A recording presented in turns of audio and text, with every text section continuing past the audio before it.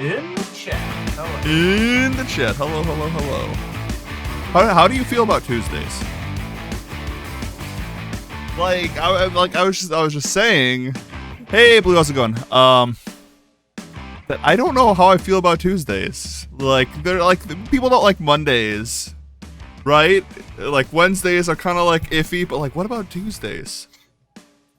I honestly am not certain that this is a fair question because nobody ever asks Monday and Tuesday how they feel about any of us. That is true. That is true. So, I'm sure if they knew how much shit got talked about them, specifically Monday, they wouldn't be very Monday, I honestly blame it on the Garfield propaganda. I hate Mondays. Oh yeah, I hate Mondays. Hey Blue, I hate Wednesdays. Yeah, Wednesdays also kind of just there. I think there's our Fridays overrated is the question. I think. Yes. So yes. Ultimately, if that's the big question here, yes. And okay. From my perspective, for this reason, as you know, my job, my weekends have always been different than the normal weekend. Right. I'm a weekend warrior, as it were. You are a weekend warrior. For years, Tuesdays and Wednesdays were fucking hot for me. Right? Those were my days off. So Monday nights, whoo! Y'all better be ready to stay up late with me, play some video games, and hang out. More recently, I've had Sunday, Monday off. So I've had Saturday nights off, and it's I don't know if I've ever really had a Friday night off.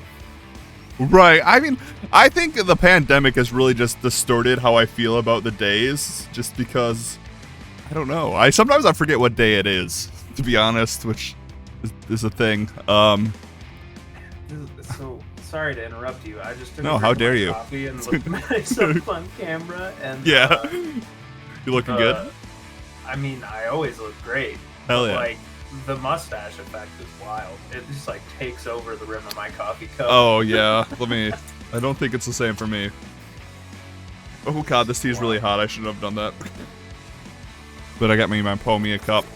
Well, at least Thursday, you can ask the band what it feels.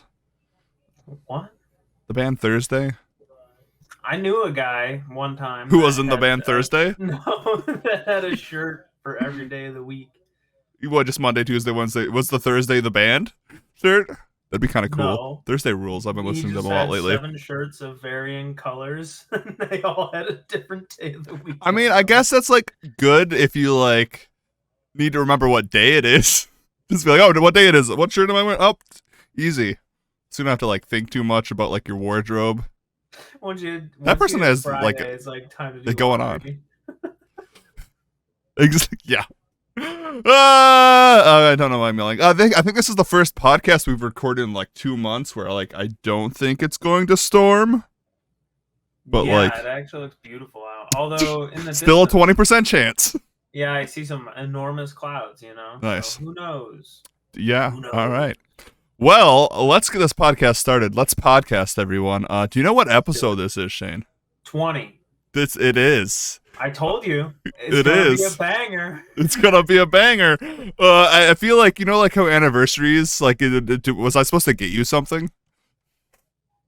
I hope not. The 20th. I didn't get you anything. Oh God, are we messing up this podcast anniversary? Yeah, 20 episodes, Blue. It is absolutely crazy. That means we've watched 20 movies, at least 40 hours of film. I feel it has to be at least 40 hours of film that we have ruined. Of all the fucking Disney Plus shows and yeah, everything. God, yeah. I'm gifting you 20 subs. Please stand by. Don't do that. Do not do that. I don't have the money to do that back. Do not do that. You fucking animal. All right, let's get the podcast started. Hey, everyone, and welcome to I almost did our other podcast. Hey, everyone, and welcome to Ruining Movies, the live movie podcast on Twitch TV at 6 p.m. Eastern on Tuesdays. If you are new to this podcast, it is a podcast where we watch a movie of the week, and then with the help of you, audience, we ruin it. But this week we have I'm changing the formula up a little bit. I have decided what the remake is going to be, and I haven't told it to Shane yet. Yeah, I saw the post in Discord, so I think it'll be good. I think it will be good. It'll be good. Everyone. I should say, this week, we are doing the 1980 The Blues Brothers, the Dan Aykroyd, Thank John goodness I watched the right movie. John Belushi. You didn't watch Blues Brothers? uh, uh, Film also, written by Dan Aykroyd and John Landis, and directed by John Landis. Why we talked about him last episode, and I can't remember why. Probably because when I came into the chat, you were looking him up. That is it. Yeah. All right. Well, let's get this thing started. So, as always, Shayne. Also, did I introduce us? I'm Zach. That's Shayne. We're the hosts. Hi. That's the thing I always forget. Sometimes. We've done this 19 other times. Yeah, and I still forget to introduce who we are. I'm just gonna get a shirt that says Zach on it, just so I don't have to introduce myself. I just point at it and be like, "That's Tuesday. me." Tuesday, exactly. It's Zach. Tuesday, 6 p.m. Eastern. Twitch.tv. On all streaming platforms except iTunes. All right, let's get this thing started. So, Shayne, what have you been watching this last week? I've seen some things. You've seen some shit. You've seen some things off the belts of Orion. Yeah, so it's two things I think that are going to lead to ginormous conversations, probably. So we'll start with. I like conversations. This is a podcast. I watched a documentary. Okay, so yeah, you can all bridge the gap in your minds as to what the second part of the conversation is going to be when I tell you that I renewed my subscription to HBO Max this week. Nice. If you don't get it, you'll get it soon. Yeah. So, with that, after I watched the reason that I resubbed, I watched Woodstock '99. The greatest event in human history. A documentary. It's called Peace, Love, and Rage. Oh, man. There was no peace and love at that place. It started out okay for the first 6 hours. But then Limp Bizkit appeared. Dude, between Limp Bizkit, Rage Against the Machine, ICP. Well, actually, I take that back. So, for everyone who doesn't know, I like Woodstock '99. I think it is a fantastic event that I always go back to. It actually kind of got really wild when ICP, Insane Clown Posse, got a rep, the people from Detroit. They threw a bunch of money into the crowd, and people just started fighting. Yeah, so oddly enough, they didn't talk about that in the documentary at all. What? That's crazy. They talked about a lot of other things. It was very focused on some other shit. Okay. There was a lot of terrible things that happened there. Oh, awful. Awful. A lot of things that incited a lot of different violent things, right? So Friday got super hyped naturally and stayed hyped, but it was super fucking hot. And there was not the appropriate accommodations for the amount of people that were there. Oh, so, right. Yeah. They didn't have water or anything. There was water places, just not enough. And it was $4 for a bottle of water. And so Saturday, the porta-johns were overflowing and people were having quote unquote mud fights. Yeah. And they were not that. And no. Then the night went on and it was, as you said, Limp Bizkit, followed by Rage Against the Machine, followed by Metallica. Right. That's just a wicked combo. Yeah. And at the time, people just were mad, I guess. I guess you'd have to watch the documentary to They're not called Dance Against the Machine. Right. So people literally a dude died at the Metallica pit, and I joke, but people got hurt up really bad. Yeah. And there was a lot of terrible sexual assaults that happened. Oh, awful. Yeah, absolutely. Some really fucked up shit happened. And anyway, yeah, I joke about Woodstock '99 being the best thing ever. It truly is a fucking tragedy of an. It is awful. Yeah, but the idea is set funny. Up to fail. Right. And that's what's kind of funny. The joke of it is what did you expect that was going to happen? Yeah. And exactly what you would think would happen happened. So Sunday, moving on from the insanity of Saturday night. Yeah. A lot of people left because they were like, gonna Makes die sense. Yeah, probably makes sense. from like dehydration or like exposure or listeria or some fucking crazy shit. Anything that you could get in relation to, swimming around and shit. Yeah. But some people stayed. A lot of fucking people stayed. And then in the nighttime, the Red Hot Chili Peppers played, and a bunch of people started just like lighting shit on fire. Yep. And then the mayor of Rome, New York, went up to the lead singer of the Red Hot Chili Peppers and was like, Oh, "Hey, God. man, like, do you think that there's anything you could do to like maybe help?" And he was like, What is?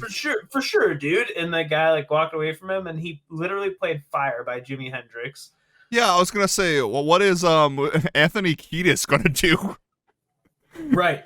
So he just continued to play music he played "Fire" by Jimi Hendrix for his encore, and there was just like fire everywhere. It was just chaos. Yeah. I recommend the documentary. Spoilers, obviously. This is ruining movies, but Yeah.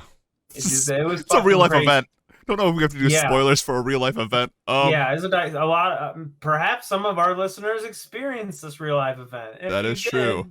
I'd love to hear about it. Yes, absolutely. What an event. It truly was the Fire Fest of the 1990s.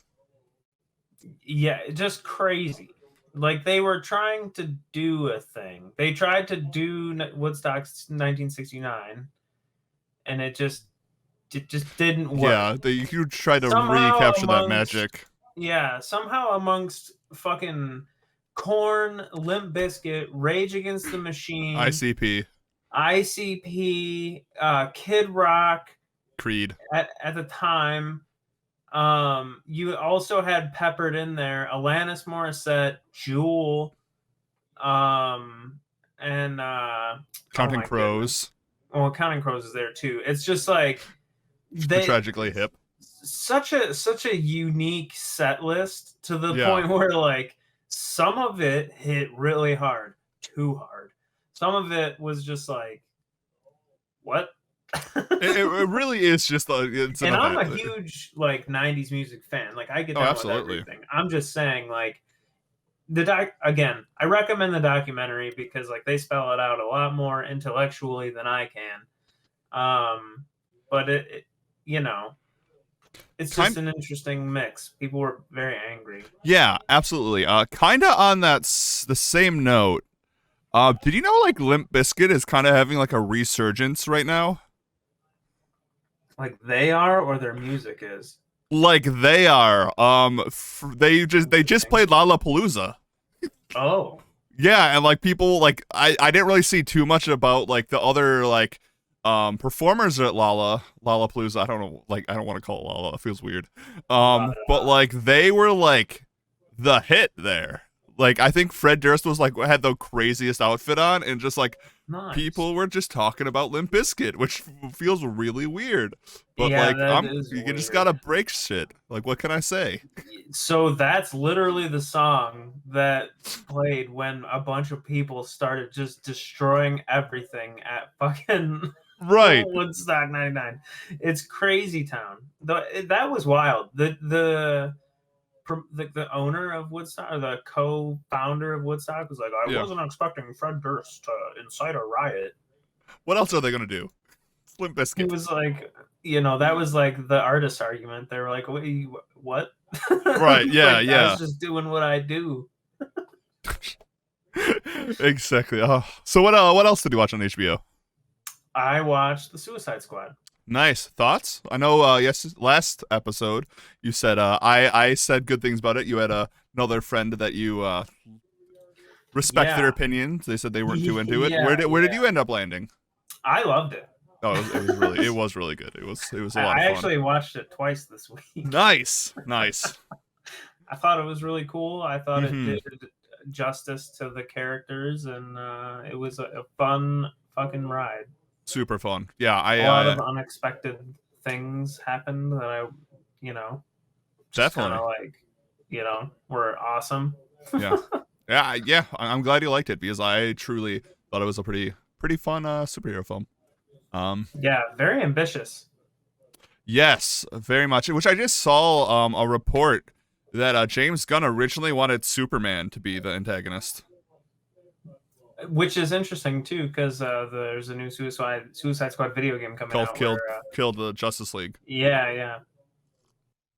Which I mean is pretty cool. I think that's like one of the first issues of Suicide Squad. It was like them having to fight like a mind controlled Justice League, which it's a cool like conflict. Yeah, awesome, cool. Well, now, welcome back to the HBO Why world. does this happen to me? Did you leave again? Yes, I didn't realize I just kept talking. me Oops. too. Nice. I'll How sync up sweet that would it have audio. been if Henry Cavill just like superhero landing ended the movie?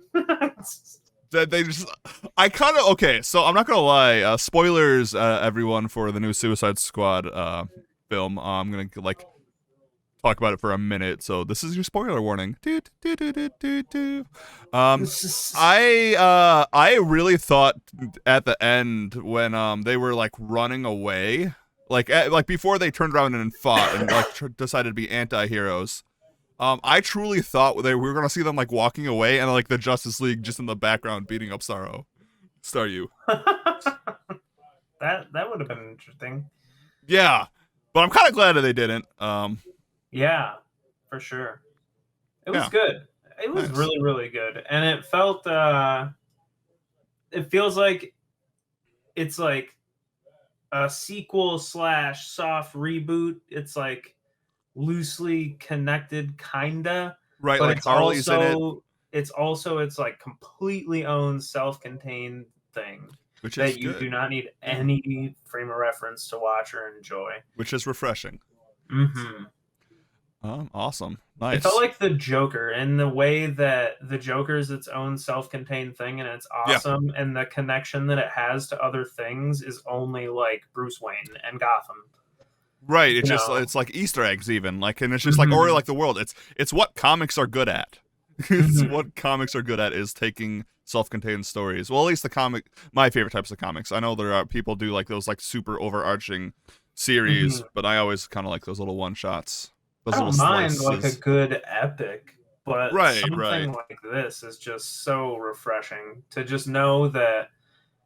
I mean, I know that there's going to be other things that come out of this, Yeah, um, but it doesn't that doesn't need that. You definitely. know, it didn't need to come from anything, and it doesn't need to go to anything. It's just like a good standalone thing. Yes, But I it's neat completely that it agree. does. I I have an guess eyelash in my eye. I'm sorry. I'm kind of distracted, but I think it's out. it's fine. I like I John hate. Cena. I thought I John like Cena was great on Batista. it. I like The Rock. Yeah. I Maybe I'm biased because I was a wrestling kid. I got right. like I mean, and wrestling we're when I getting was a like a kid. lot of wrestlers like I don't know what just I popped mean, up on let's my be thing. real. It's where the money's at. It is. I think John Cena was one of the better like actors. I'm not like I think everyone was good in this film. Not that anyone Hmm. was bad at it, but I thought John Cena like kind of killed it. Yeah, he did great. A lot of people are saying he's like the crown jewel of the movie or whatever, but I don't know about all that. But I do think he was fantastic. I really liked his Yeah, character. I thought he did a really, really good job. And yeah, he was definitely, really cool. But definitely. in my humble opinion, Yes, yes. I think King Shark kind of stole my heart. King Shark was great. I think I'm a Polka Dot Man fanboy. Yeah, there's a Yeah, lot of those out there too. Polka Dot yeah. Man was awesome. Polka I've was seen a all right. lot of Yeah. Piper on Polka Dot Man. Also, Ratcatcher 2. Amazing. Mhm. Everyone. Seriously, like this was like such a well done character driven story. Mm-hmm. Like there isn't really like a quote unquote main character that I don't really enjoy when they're on screen. Even the side Yeah. characters when they're on screen, I enjoy it. Absolutely. There wasn't like a storyline in that film that I didn't like, or I was like, can we just skip past this part? Like, I thought Harley's like little like side adventure was fantastic, and it had like the Awesome. best fight scene in the entire Hmm. film was like when she was like going through the halls and the flowers were shooting everywhere. Hmm. That was Hmm. awesome. Yeah, the music is really well done. Mm-hmm. Yeah, it was just great. Really, Nice. really great. There's not too Awesome. many movies that I'll watch 2 times in 1 week. Yeah, I'll that watch is a lot quite of movies a impressive. couple times, but like there was like a 2 day gap with this one. I was like, I'm gonna watch this movie again. It was really good. Nice. That's good. Yeah. That doesn't usually happen too often with me either. Awesome. So, did you check anything else out this last week? I think that was like the bulk of it. Nice. Might have been some other stuff that Uh, was in there, but nothing noteworthy. awesome. Obviously, you've seen What If, which we will talk about in the Oh yeah, television that too. section. I did watch that last night. Nice. And we'll talk about it. Okay. So, I've been like just binging shit this last week. Nice. So I'm gonna start with probably the worst of the things that I've been watching. Have you heard of the series Slasher on Netflix? Yeah, I actually was about to start it soon. Is it not worth? You said it was the No, worst. it's okay. You know how I feel about American Horror Story, where it's just kind of like hot garbage. But like hot Yeah, garbage that I this just want to made keep me like think shoving of- into my face over and over again. That's what I would call Slasher. Cool. All the imagery I keep seeing makes me think of like Legion from Dead by Daylight. Yes. Oh, that's So it's an anthropology. So Yes, which is anthology. like Yeah. with anthropology. Anthropology is not. No, it's words, Which- everyone. They are hard. Which really was what kind of drew me to it. Yeah. So I didn't know like what season to start with, like because I didn't know it was an anthology, so I just like clicked go on Netflix, and it started with me with the newest season, and I watched all the way through that, and I just watched all the way through the first season, and now I'm currently just started the second season. It is single-handedly the horniest show I've ever watched. Just, but like, what slasher isn't? Also, I have to give them that. Like, there's not a slasher that isn't just like full of sex. I recommend it. I mean, I think it's fun. They're kind of short seasons. If you like slashers, if you like horror, just buckle up. You just see there's a lot of cool kills in it. A lot of cool kills. Cool. Well, on the note of slashers, I watched a Scream Crush YouTube video today. Nice, yeah. About like Scream theories. Like the movie Scream. Yeah. Yeah. And I only one of them really like struck a chord with me. Yeah, hit me with it. You think Dewey did it? No. No? I don't think, like in the first one? It like all the way. Like he's not necessarily like a ringleader, but he like knew what was going on and was like somewhat behind a lot of the things going on. Like the way that they spelled it out in this video, I was like, damn. I mean, he does appear in what, like 1, 2, 3? I've seen 4. 1, 2, and 3, and he gets stabbed in the first 2, but he always gets stabbed in front of a witness in a non-fatal way. I mean, that is. And there's a one scene where, again, spoiler alert for a 25-year-old. He is in 4. I didn't realize he was in 4. Where Matthew Lillard and Billy. Yeah. Are both occupied and like a killing happens, I guess. I mean, I could see it. I guess that of like all the people like in Scream who could be the third, which I guess spoiler, there's 2 killers in Scream. Yeah, and he also they like think perhaps that he perpetrated some of the things throughout the second and third movie because he was a cop and had access to evidence. He also helped Billy escape in the first movie, I guess, or something. I mean, it is something Wes Craven would do. I'm not gonna put that like aside. I mean, I kind of get that.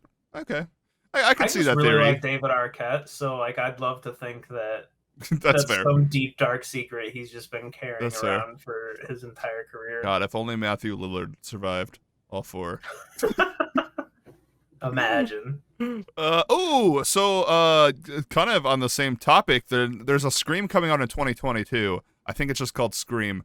Movies. Stop naming the movie. If a movie's already named something, don't. It's a 5. 5 cream. It looks like he's supposed to play Dewey. Nice. So maybe then. So there's another theory. Perhaps Scream is just a TV show, just like Stab. Well, there is the Scream TV show. Right. I mean, okay, Scream is like the parody of slashers. It is like the incredibly meta slasher thing. So it could be. I love the Scream franchise. It's probably Man, my yeah, favorite that slasher video is like franchise. breaking my brain. Would Yeah, recommend. awesome. Screen Crushers. So yeah, that was the worst, but it's still enjoyable. Like I said, I watched 2 seasons in a week, so still enjoyable. Then last night I watched What If, but I also was not really tired, so I wanted to keep watching things, and I watched the first 3 episodes of Reservation Dogs. Nice. It is amazing. It truly Hell yeah. is great. If you guys have Hulu out there, I highly recommend Reservation Dogs. It is hilarious. It has a lot of heart to it. The story is pretty great. Everyone who is like playing the main characters is fantastic. It's like this it's just really good. That's really all I got to say about that. Nice. It's like Taika highly Waititi, recommended. Yes, Taika Waititi helped get that made, and who's also in the Suicide Squad. the Blues Brothers. No, I'm kidding. Um, He's just everywhere right now. he is. He also like He was Ratcatcher 1. yeah, and like the 10 seconds he was in it, like made me tear up. Yeah.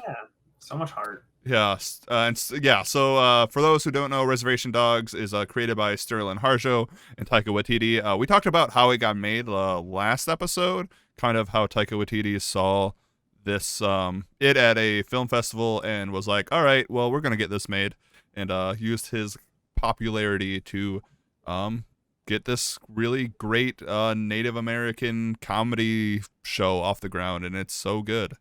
It's so good. Yeah.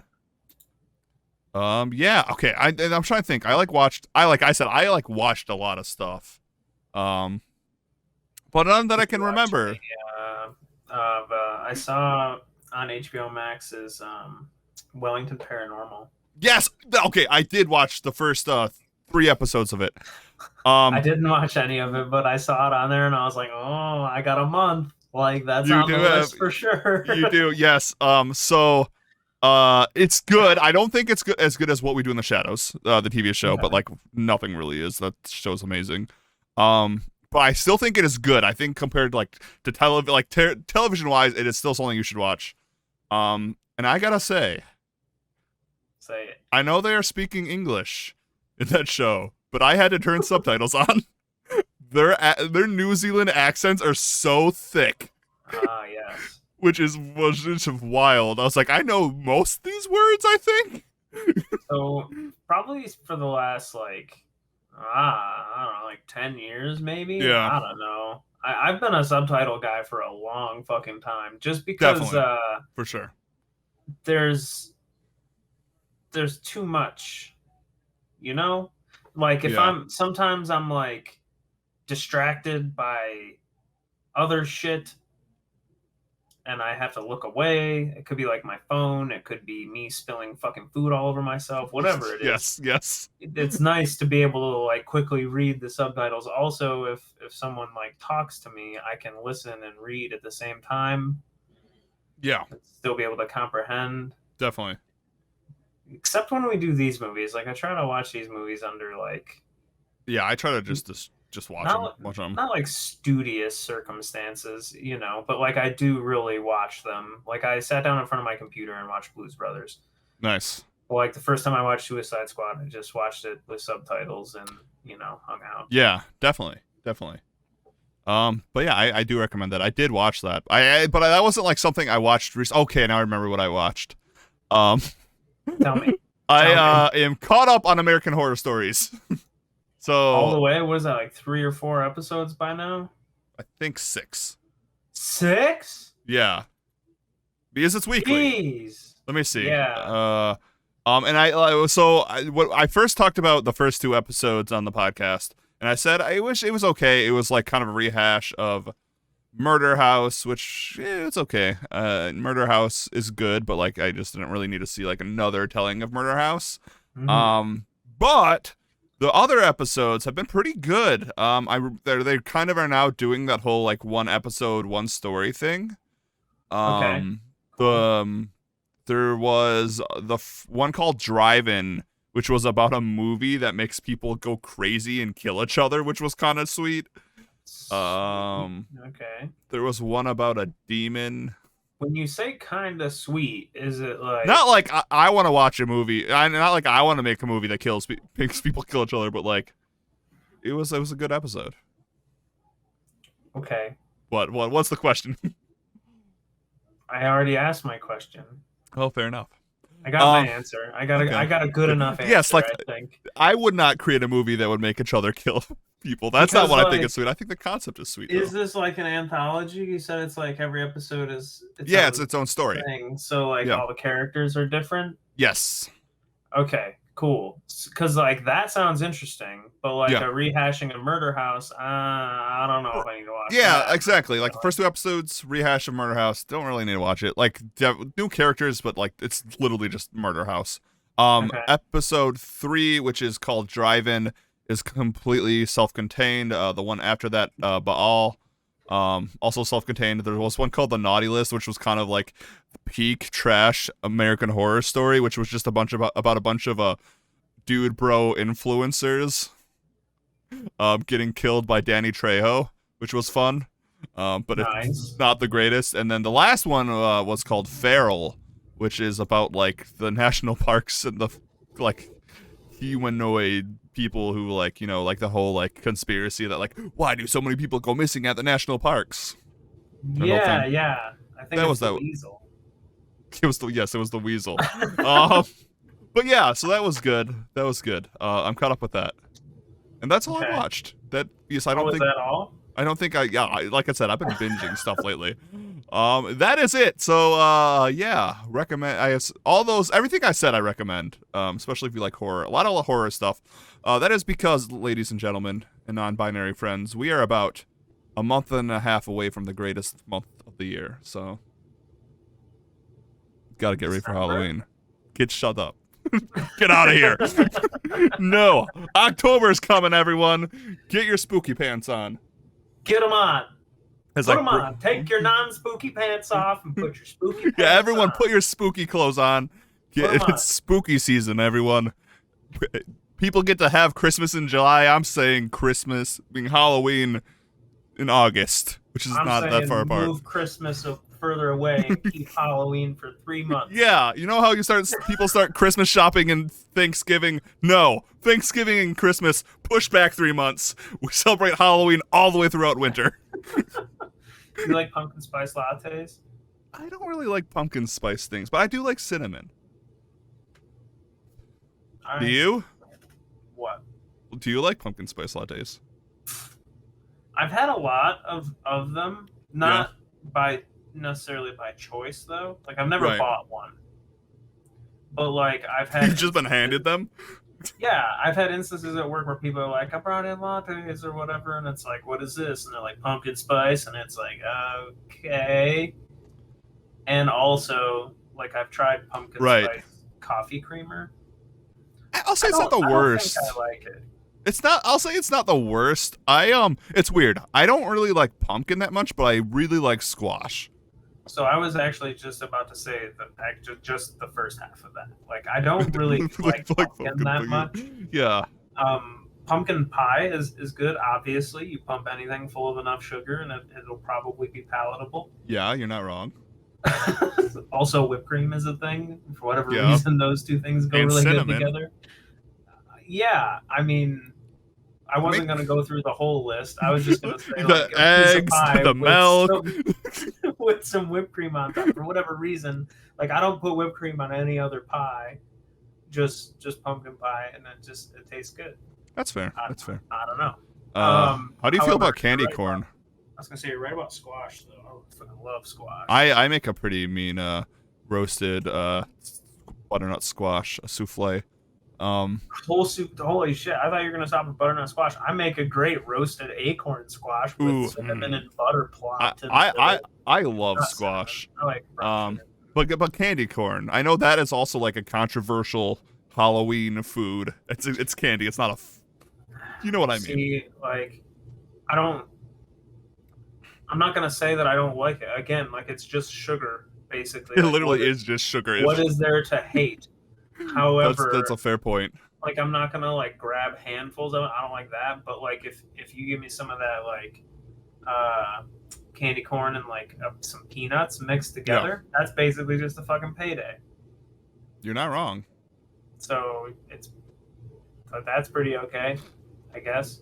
I But like like, I'm not like a fan of stuff like that. I don't know. oh, that's fair. I like pretending to be a vampire. All right. Like with the Shut- candy corn teeth. Oh Yeah. yeah, I like. I just don't like, not me, just, I like pretending to be an agent of the night. No, like, but I also like I candy corn. just immediately put. I just pictured you at your house, like with a cape, jumping Running down the around. stairs. That's also what I do at night. That's my pajamas. All right, let's move on to some movie news. For this is the part where we talk about news. I don't know why I just had to explain that. That was a yeah. We need like a drop here, like. All right. So this first news we're talking about is actually a movie trailer that Shane sent me. You found it. It is called Prisoners of the Ghostland. Nicolas Cage stuff. We really do. I was thinking about that before we started the podcast. I'm gonna post this in chat for anyone who wants to watch it. I do recommend it if you like Nicolas Cage and just insanity. Nicolas Cage probably is our most talked about actor on the maybe Robert Pattinson. If you had told me, like, yeah, 5 years ago, yeah, you and Zach are gonna have a podcast in the future where you talk about movies, and I'd be Yeah. like, okay. And you had asked me, who do you think you're gonna talk about the most? I probably could have guessed this.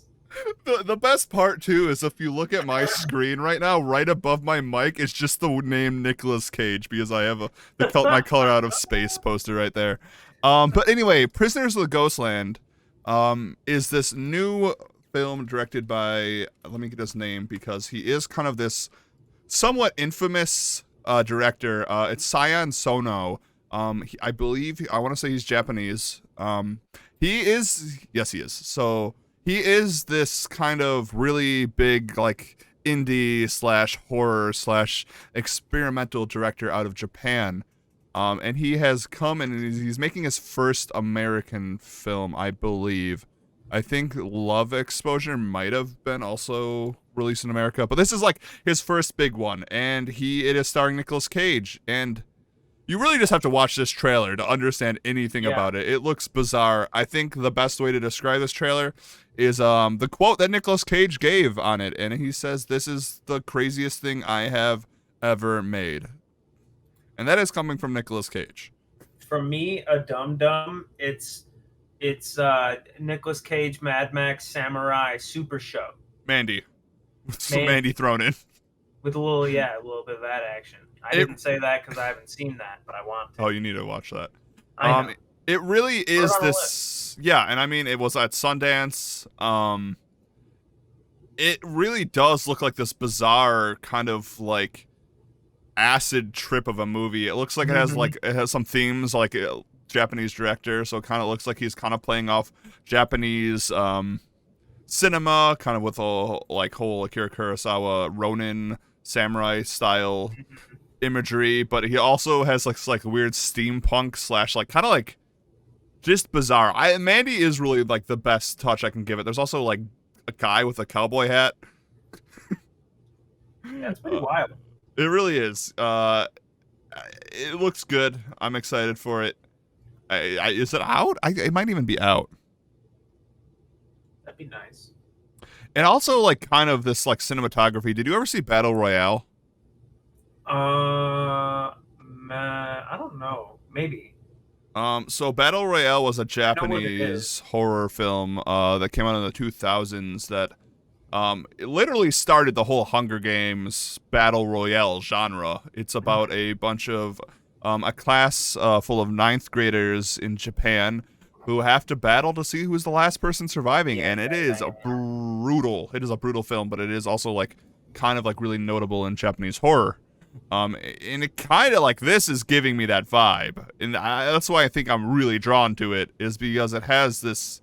It just feels great. It looks great. It looks good. Yeah, I'm very excited. I like the inspiration they're pulling from it, and I like that Nicolas Cage is taken is. It's great. Yeah, he seems like a great frontman for a movie like this. He really does.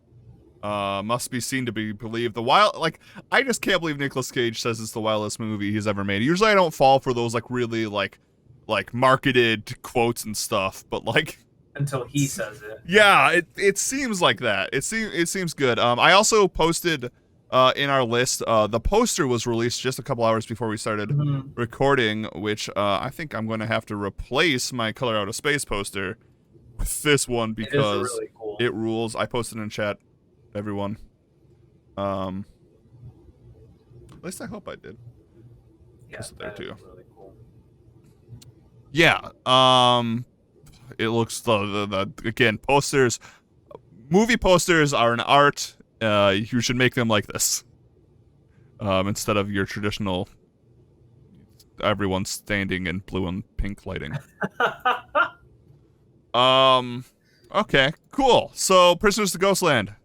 Super cool. It has reviews already. Oh, well, I guess it was at Sundance. I wonder when it's being released to, like, the public. September 17th. Nice. Okay, so, moving forward, talking about kind of an indie film. One that we've talked about a lot on this show. This episode feels like we're doing a lot of callbacks. It is the 20th episode. This is our clip show episode. Last week was our first callback.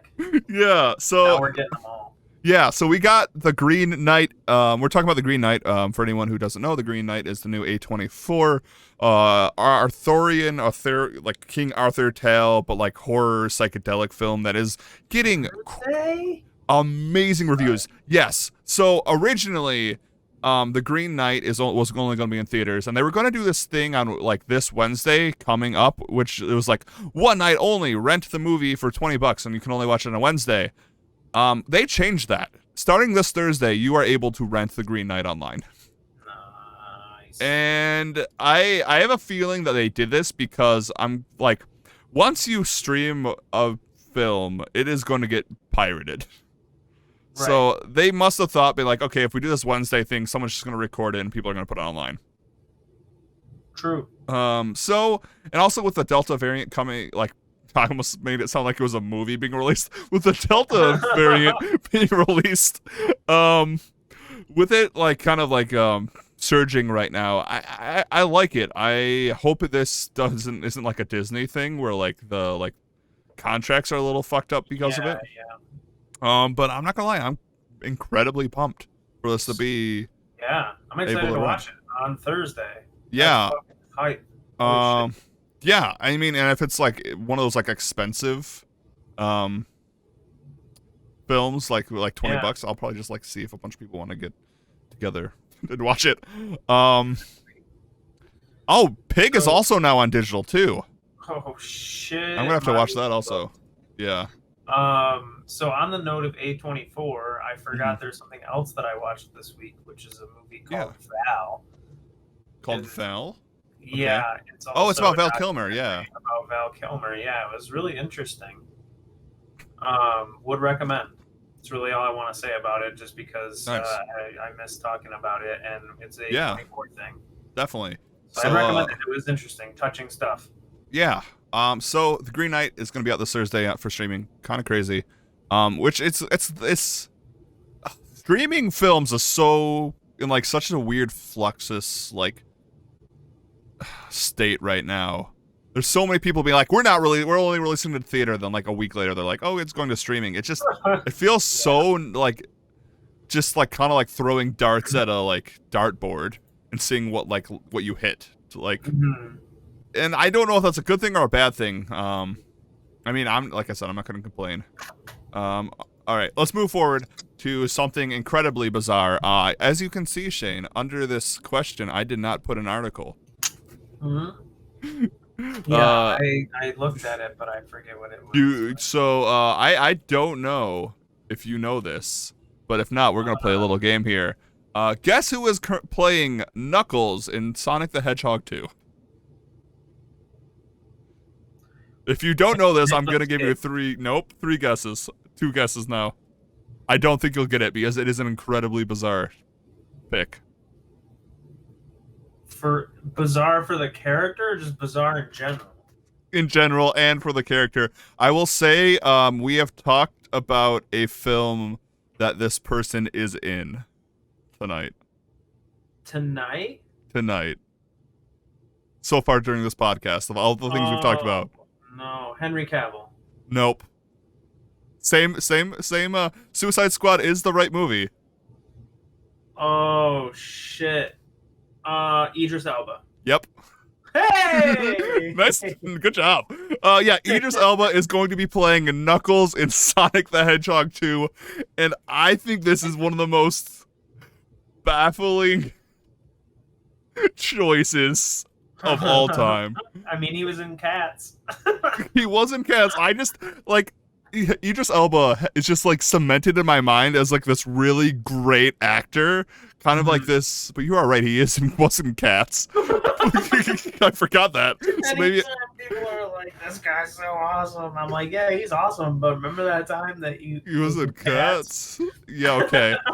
But anyway, Idris Elba is supposed to be playing Knuckles in Sonic the Hedgehog 2 while voicing him, and I forgot he was in Cats.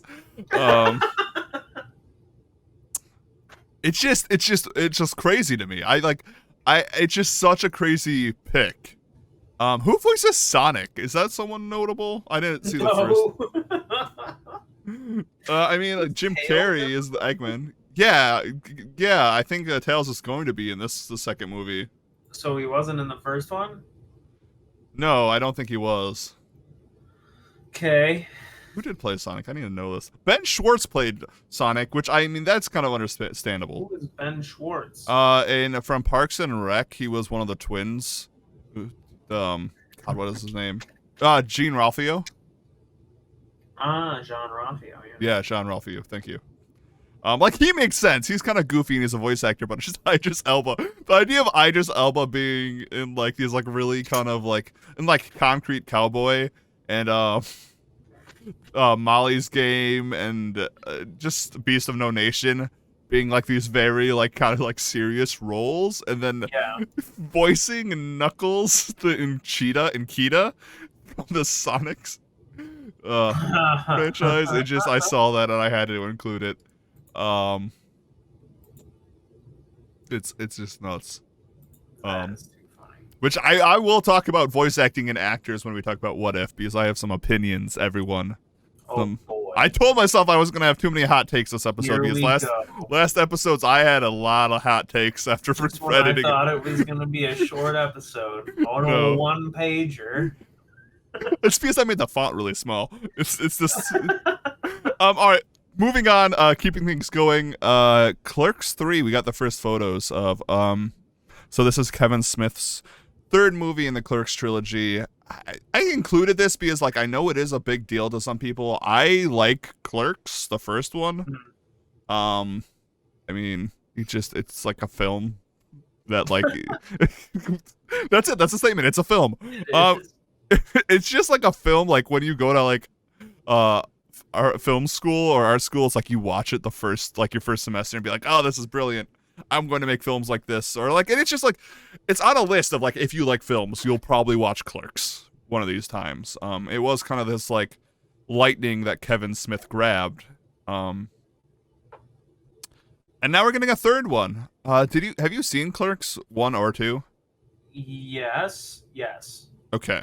I know Clerks... I've seen 2 all the way through, and I know I've seen 1, but it's been like years. Right, and like Jay and Silent Bob, Strike Back and stuff. Yeah, Kevin Smith and Jay Muse and a few of their podcast buddies were actually just on Celebrity Family Feud the other night. Oh, really? We are talking about game shows again. Yeah. Kevin Smith is this enigma to me. Because he's made some pretty good movies. Like, I think Clerks is a pretty good movie. It really captures that feeling of just being lost and having to work a job that you don't even want to be there. Like, it's like a really good, like, flash in the pan slice of life film. I think Dogma's also pretty good. Jersey Girl's okay. Red State is also kind of good. I like Red State a lot. Yeah, but then he also has films that just aren't that good. Did you like Tusk? It was okay. I'll give it an okay. I didn't hate it.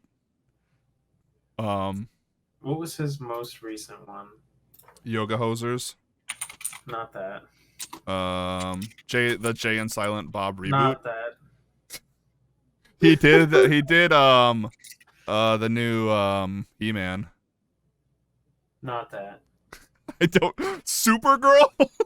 No. Hollyweed? I'm working my way there to figure Cop out Out, what I'm talking Zach about. and Miri make a porno, Jersey None of Girl. these things. Celebrity Family Feud. He directed that? No. Um, It was another thing though. what happened in it? I don't remember. If I remembered that, I would remember the name of the movie. That's fair. He had that like comic book show. Yes, he did. Was that what you're talking about? No, it's not. Hold on. Was Ben Affleck or Matt Damon in it? Twilight of the Mallrats is in pre-production? Hello? Yeah, I don't know what that is. Cool. Mallrats was also pretty cool. Tusk, Red State. Are you looking for his like trilogy? No. I think we're out of Kevin Smith movies. Yeah. Jay and Silent Bob Strike Back? No. I think it was just the two. Just Tusk and Red State. Because he had like two really serious movies. I thought there was a third one. Jersey Girl is a kind of serious. Dogma also. Dogma isn't that too serious. But yeah, so Clerks 3 is coming out. I don't I don't know if I'll see it. Clerks 2 I don't think was as good as Clerks 1. I don't think Kevin Smith's humor is for me. Which is crazy. I like to stand up a lot. Yeah. I like wearing really oversized jerseys. And backwards hats. Special that was really funny. And I mean, I've listened to him speak a lot. I think he is like has some really interesting things to say, and he is can be funny. I just don't think like the Clerks like. It's just like it's like 90s humor, but like really dumbed down 90s humor that like never kind of evolved from that, which I guess. Yeah. Which is crazy because I like Jackass still. I don't know. It feels different, you know? Yeah. I mean, Jackass is like different. Yeah. They're in a realm of their own. But this is like, I don't know. I prefer Kevin Smith doing more serious stuff, such as Red State. Yeah, and I really like that movie, and Red State was a nice surprise. It was like, yeah, like you said, a serious like horror film by Kevin Smith. And Tusk was really weird, but also pretty serious, kind of funny, but mostly just kind of like off the rails. It was about podcasters. Yeah, like me. Like us. I mean us. Yeah. And me. Yeah, and me. I forgot there was a Clerks TV show. I keep saying All right,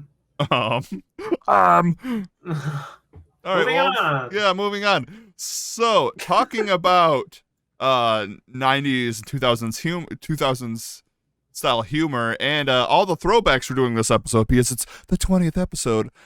We have a Casa Bonita South Park follow-up.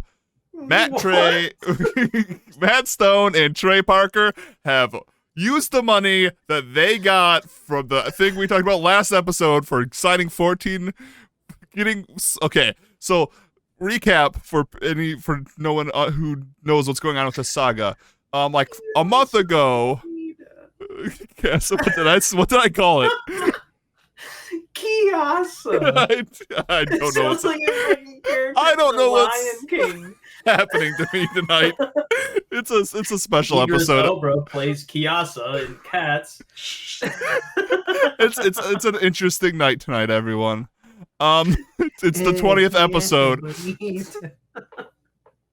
Little does everyone know, I did a bunch of poppers before this episode to celebrate the 20th episode. I did not. No one take that serious. Please don't ban us.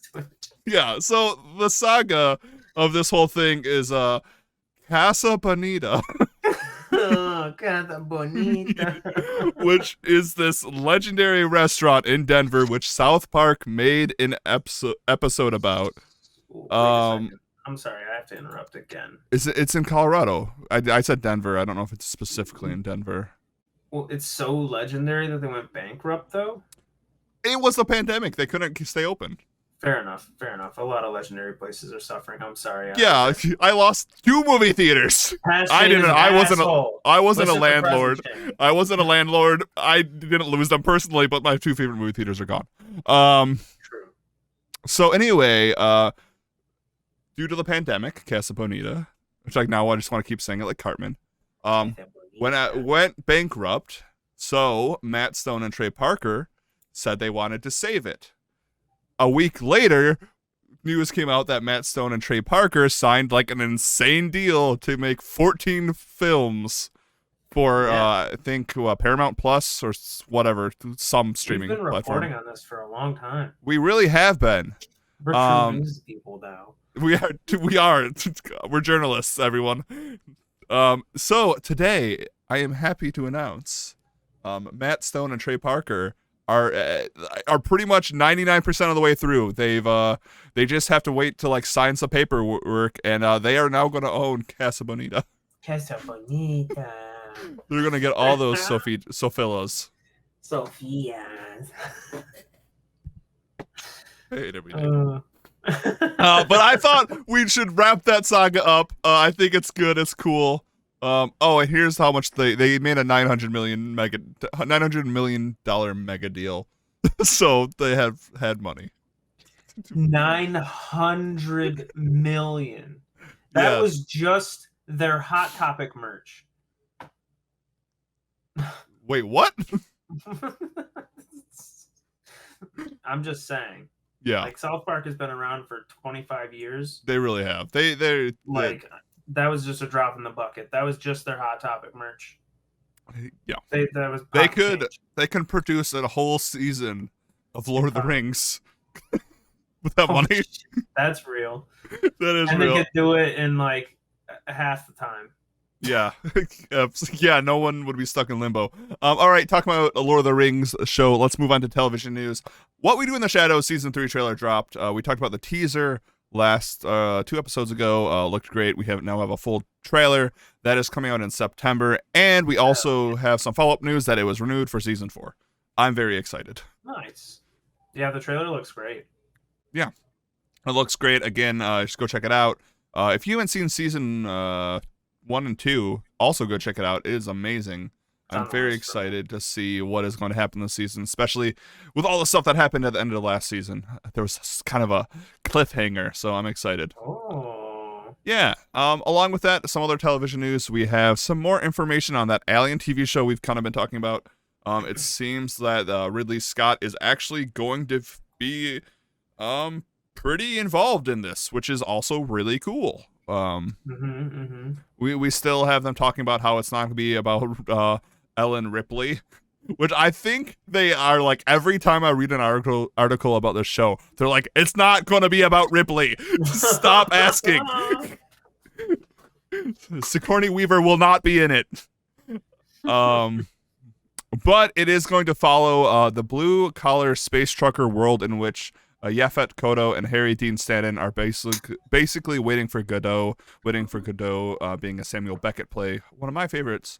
But I'm glad they are exploring that kind of that's a like blue-collar space trucker is like a good way of putting what the Alien films are.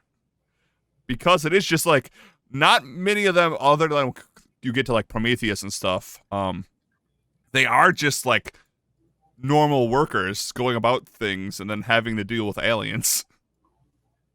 It's very grounded. Yeah. So we'll see. Hopefully this is good. Yeah. I know Ridley Scott being involved is kind of like good or bad. I know Ridley Scott is also one of those directors who is hit or miss. I mean, Blade Runner is one of my favorite films of all time. Where is this releasing to? I want to say God, I want to say sci-fi, but I don't think it is. Okay. Oh, if you type in Alien TV, you get a weird animated show. Oh. FX it looks like, which is great. Yeah, FX is yeah. another. FX is kind of like They've been killing it. the A24 of television. Like Yeah, I mean they do a good job. they pick up good and creative shows. Like Reservation Dogs is on it, and it Hmm. rules. And they can. It seems like they're getting pretty experimental with that show. So, I wonder if part um, of that is because they, obviously have like a decent partnership with Hulu. that they have that Hulu money probably. Yeah, good So for them. yeah, I mean, I'm excited for it. Like Ridley Scott is just kind of like everywhere. Like The Man in the High Mhm. Castle he produced, Which was great. which was great. I'm trying to find he's produced a lot of See stuff.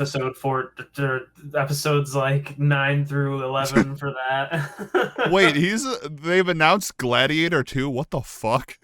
Oh, Russell Crowe. They've just announced it. I know Robin Hood, like Ridley Scott's Robin Hood, wasn't great. Um, he's really weird. I'm gonna have to like, if we ever get like a Patreon, we should have like side dives, and I would love to do a dive into Ridley Scott just because his like career is so strange. He started out as a marketing guy, an advertisement guy, and then he made Blade Runner and then Alien. So it's like, Huh. okay, you just made An two of like, interesting career path. yeah, you made two of the most notable sci-fi films of all time, just like that. And then Gladiator 2 is a thing. Yeah. So moving right along. Moving along. That's a Muppets callback to episode. Callbacks on callbacks, Hey. episode 20. Hello and welcome, everyone. Yeah. I will have to say one thing. As I was creating this list today, everything we've talked about except the Green Knight and Prisoners of Ghostland have been like part of a cinematic universe, which is concerning and kind of strange. And this next one is, and the next three are too. So there's going to be a new Addams Family show, which I mean I'm in, called Wednesday, which Wednesday Addams is the best character in the Addams Family, in my opinion. There's going to be a Netflix show, and there's been this huge thing about who is going to play Morticia and Gomez Addams, because honestly, let me make sure I'm getting their names right. It's not bad. Catherine Zeta-Jones and Luis Guzman. Yeah, not that there's. I'm talking about Angelica Houston and Raul Julia. The 90s. Adams parents, like they are just Snowcaps advertisement. They are. Remember those? The candy?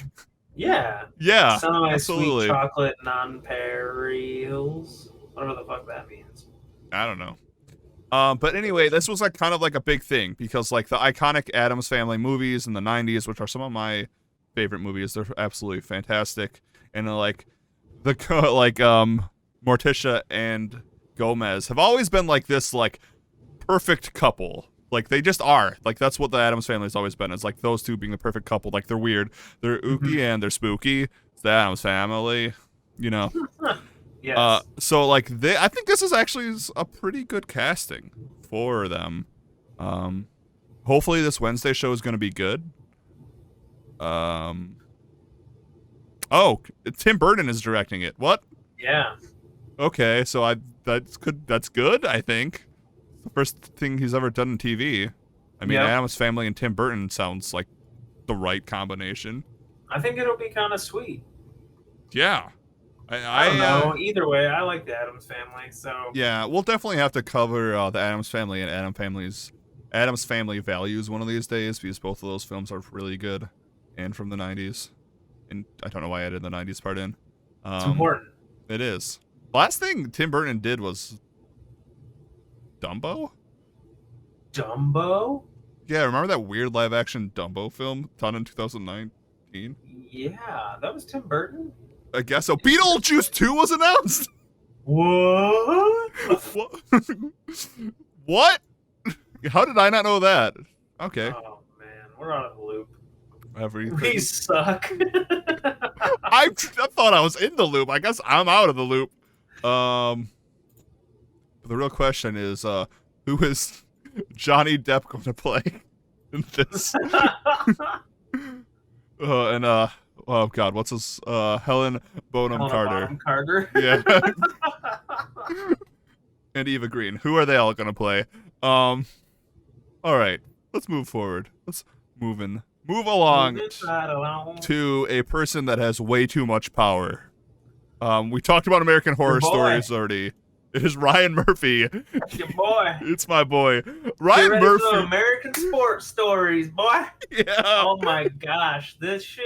When I look at this, I was like, "This is so fucking weird." Am I living in like a fantasy Right. land where So- this guy just decided that he was gonna make 85 different, like you could just do anything? American lamp story, Right, American so- beer story. For the listeners and viewers, this article and this news is American Love Story and American Sports Story are joining American Horror Story and American Crime Story, all created by Ryan Murphy.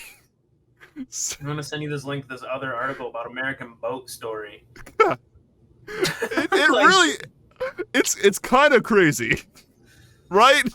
American stories. Yeah, you really fucking nailed it with that one, man. American stories. Like it is really I like we are living in a parody of life at this point. I think like Oh, it's we ridiculous. really are. It's really funny that like this is like a genre now where it's just American adjective story.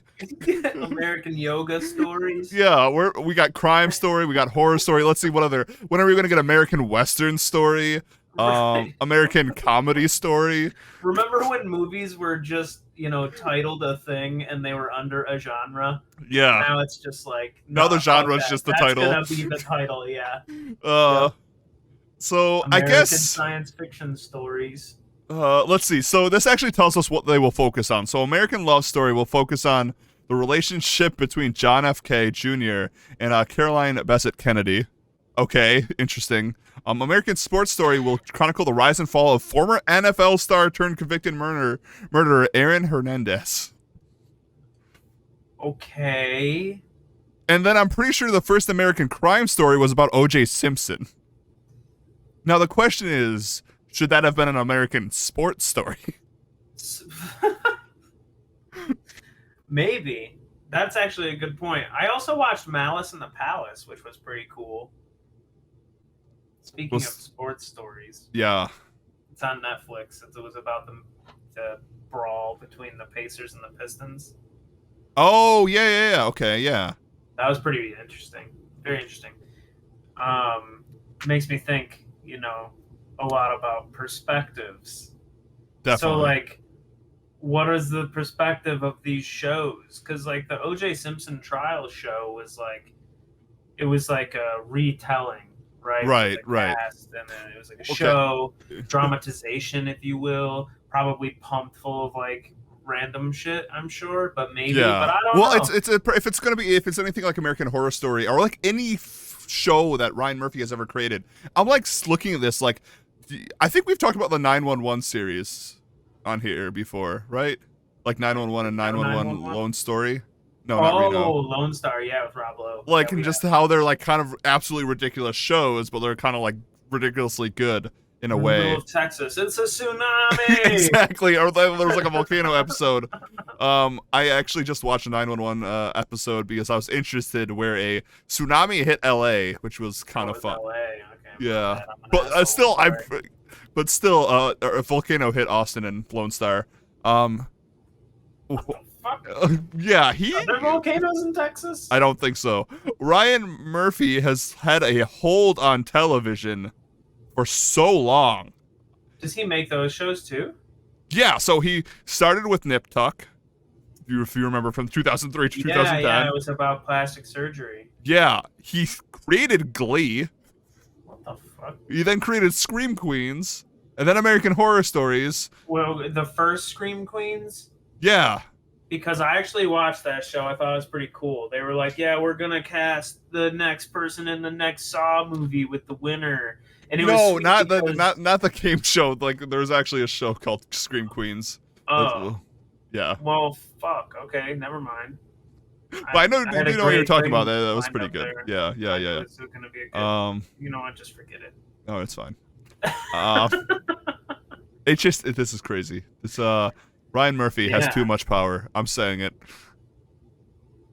Let's go check Somebody out him. stop this man. Someone check out our next podcast, American Podcast Story. Oh, wait, that's actually kind of a good idea. Ryan Murphy based podcast called American Podcast Story. Just going through all of his works. All right. Well, join me next week. From collabing with Disney. He is his own Disney. Right. That's what I mean. Like this guy plus Disney equals Wait a second. He makes all these shows. What channel is Lone Star on? CW? Oh, what is? I think it's on Fox. Star. Yeah, it sounds. Yeah, all these shows are on Fox. Now I think about it. I think Glee was. I think American Horror Story was on Fox. Nip Tuck was on FX. Wait, and American Horror Story is also on FX. On FX as well, which is a. Is it a subsidiary of Fox? So it's weird because. But Disney owns Fox. Right. Well, yeah. Sorry for yelling, everyone. It's fine. So like, yeah, he's got his feet in everything because his shows are like on Fox, which is on Hulu, which is connected to a Disney bundle. You know, it's like he's doing good. Yeah. Okay. I just that headline is just so funny. American Love Story and American Sports Story. It's just such a funny concept American to me. Golf Story, American Wheel Story, American like Fantasy Story, American Sci-Fi Story. Creation of the Wheel. Oh my god. All right, let's talk about this last television. Oh, we got 2 more television news. God, these episodes have been like 2 hours lately. Sorry. Well, I don't know if you like them or not, viewer audience. I hope you guys like them. These have been long. So we put a lot of work into this. We do. Right? Buckle down and listen. No. Wow. Don't yell at our audience. I'm just kidding. You're all great. So Lord of the Rings production is moving from New Zealand to the UK for season 2. Normally, that doesn't sound like something I would include in the news section because it doesn't seem like much, but like that's kind of like big for Lord of the Rings. They must have done a lot of filming in New Zealand. Right, because like I think there hasn't been a Lord of the Rings film, including the Hobbits film or season 1 of Lord of the Rings, that hasn't been filmed in New Zealand. And now season 2 seems like it's going to be filmed all in the UK, which tells me too that UK is known for its green screen and its like sound stages and stuff. Like a lot of the Star Wars stuff is shot there. A lot of Endgame and a lot of the Avengers and Disney stuff is shot in Scotland because of like it has taxes and like but the problem with it is like a lot of that is all green screen, and I really hope this is just me kind of I don't know if this is true or not, but this is me hoping that they're not moving to the UK to make a lot of the new Lord of the Rings film green screen. It means show, not film, because the New Zealand landscape was such a big part of the Lord of the Rings films. Yeah, for sure. So, I just want to put that it is kind of big news. It seems like they are like just like they gave a whole like thank you to the New Zealand people. So I don't know, like it doesn't sound like they're going back. Interesting. Yeah. Yeah, I mean we'll see. Taking it in kind of a different direction for now, maybe. Maybe maybe they don't want to spend $1 billion on season 2, so maybe that's why they're doing more green screen. Possibly. That's actually a fantastic rationalization. Yeah, but I don't like it. Me neither. Yeah, so I mean, I guess the UK does have some really beautiful landscapes, but it's nothing compared to New Zealand. I don't think. I've been to the UK, I haven't been to New Zealand, but I've seen pictures of New Zealand. So yeah. So we got one more television news that is not on this list. It is something I sent to you, Shane, before we started recording, because I watched it before we started recording. Because this was just released. This is fresh out of the oven, fresh out of the content oven, we got this thing, a trailer for a thing that I didn't even know was happening because, as you all know, I am not the biggest Star Wars fan. I don't hate it. I just Or don't. the biggest Disney fan. Or definitely not the biggest Disney fan. So, The fact that you sent me a Disney Star Wars trailer, I was like, man, this is probably pretty good. but the newest Star Wars Visions trailer came out. Something that I didn't even know what they were doing. It is an anthology, not an anthropology, like I said earlier. It is an anthology series based in the Star Wars universe, but done by anime studios and anime artists. It looks sweet. Yeah, I think it looks fucking rad. The art style looks great. I've talked about on this show again because this is the 20th episode. Callbacks and callbacks. We wouldn't have Star Wars without Japanese cinema. George Lucas wouldn't have created Star Wars and had the ideas for Jedis and all this stuff if he didn't see Akira Kurosawa's Seven Samurai or Rashomon. So, kind of going full circle, where you have a bunch of now Japanese artists and Japanese anime creators making Star Wars films, but in the style of Japanese cinema, because like all this artwork looks like it is like coming straight out of Japan. Like it, like all like you can just kind of like tell where like what region like anime and animated films are coming from, and it just feels like it's soaked in Japanese cinema, and it looks pretty great. I'm not gonna lie, really awesome. It looks really cool. I've not been interested in Star Wars since I was like 9. But like this has me interested in this show. Yeah. It's super cool looking. The art looks super good. I'm very excited for it. You can either watch it subbed or dubbed. I'm gonna watch it subbed. These subtitles. Cool that it has options. Yeah, and I read from one of the anime artists, one of the anime directors, is that he actually was going to retire, but he didn't retire until he finished one of the episodes for this show because Disney. Oh God, am I actually going to say Disney did something right here? Disney only told them that they can't mess with canon too much, or they can't destroy the canon of the Star Wars universe, but they can do whatever they want. Okay. That's kind of good. I like when studios give people creative control like that. God damn it, Disney! Don't make me compliment you. Stop it, Disney! Stop it! Stop it! You're making me say nice things about you. So let me just say a bunch of bad things about you now. No. So I think it's cool. I think it'll be good. I'm intrigued. Yeah, I'm intrigued too. It definitely piques my interest. And I think maybe I'm intrigued because it could just be a sci-fi anthology, and I would still be like, yay! But like, obviously, it is reeked and dipped into the Star Wars universe, so it's soaking in it. Sure. But it looks cool. Yeah, I think it looks really cool. I'm interested. I like anthologies. That person had 6 lightsabers. Yeah, there is some pretty sweet stuff going on, so I'm kind of excited to see where they go with it. Did you know that was even coming out? No, I had no idea. Yeah, I didn't hear. Like, I guess I purposely kind of avoid all Disney news. So they've been doing that though. It's like they kind of just like drop shit like out of nowhere. Yeah. One day the Spider-Man Far From Home trailer is gonna come out, and all these fanboys are gonna shit themselves. Oh my God! If I have to see more like anyone else complaining that they haven't got a trailer yet, I'm gonna freak. I can't go on Instagram without someone being like, yeah. Spider-Man. Yeah, I really can't. You can't watch any trailer without being like, "Where's the Spider-Man trailer?" And it's not even like a Disney trailer. So people are saying it on. This is coming out September 22nd of this year. Nice. That's cool. really fast. So I was gonna say something about during the American Sports Story thing that I just remembered because I opened Twitter. Do you follow O.J. Simpson on Twitter? No. Okay. I don't either, but I always see a lot of his tweets because a lot of people retweet them. So this is not on topic of anything, but O.J. Simpson a couple weeks ago had this really, I don't even think, like, it wasn't him trying to be funny, but he did this rant where he doesn't want to go to LA because the O.J. killer is still out.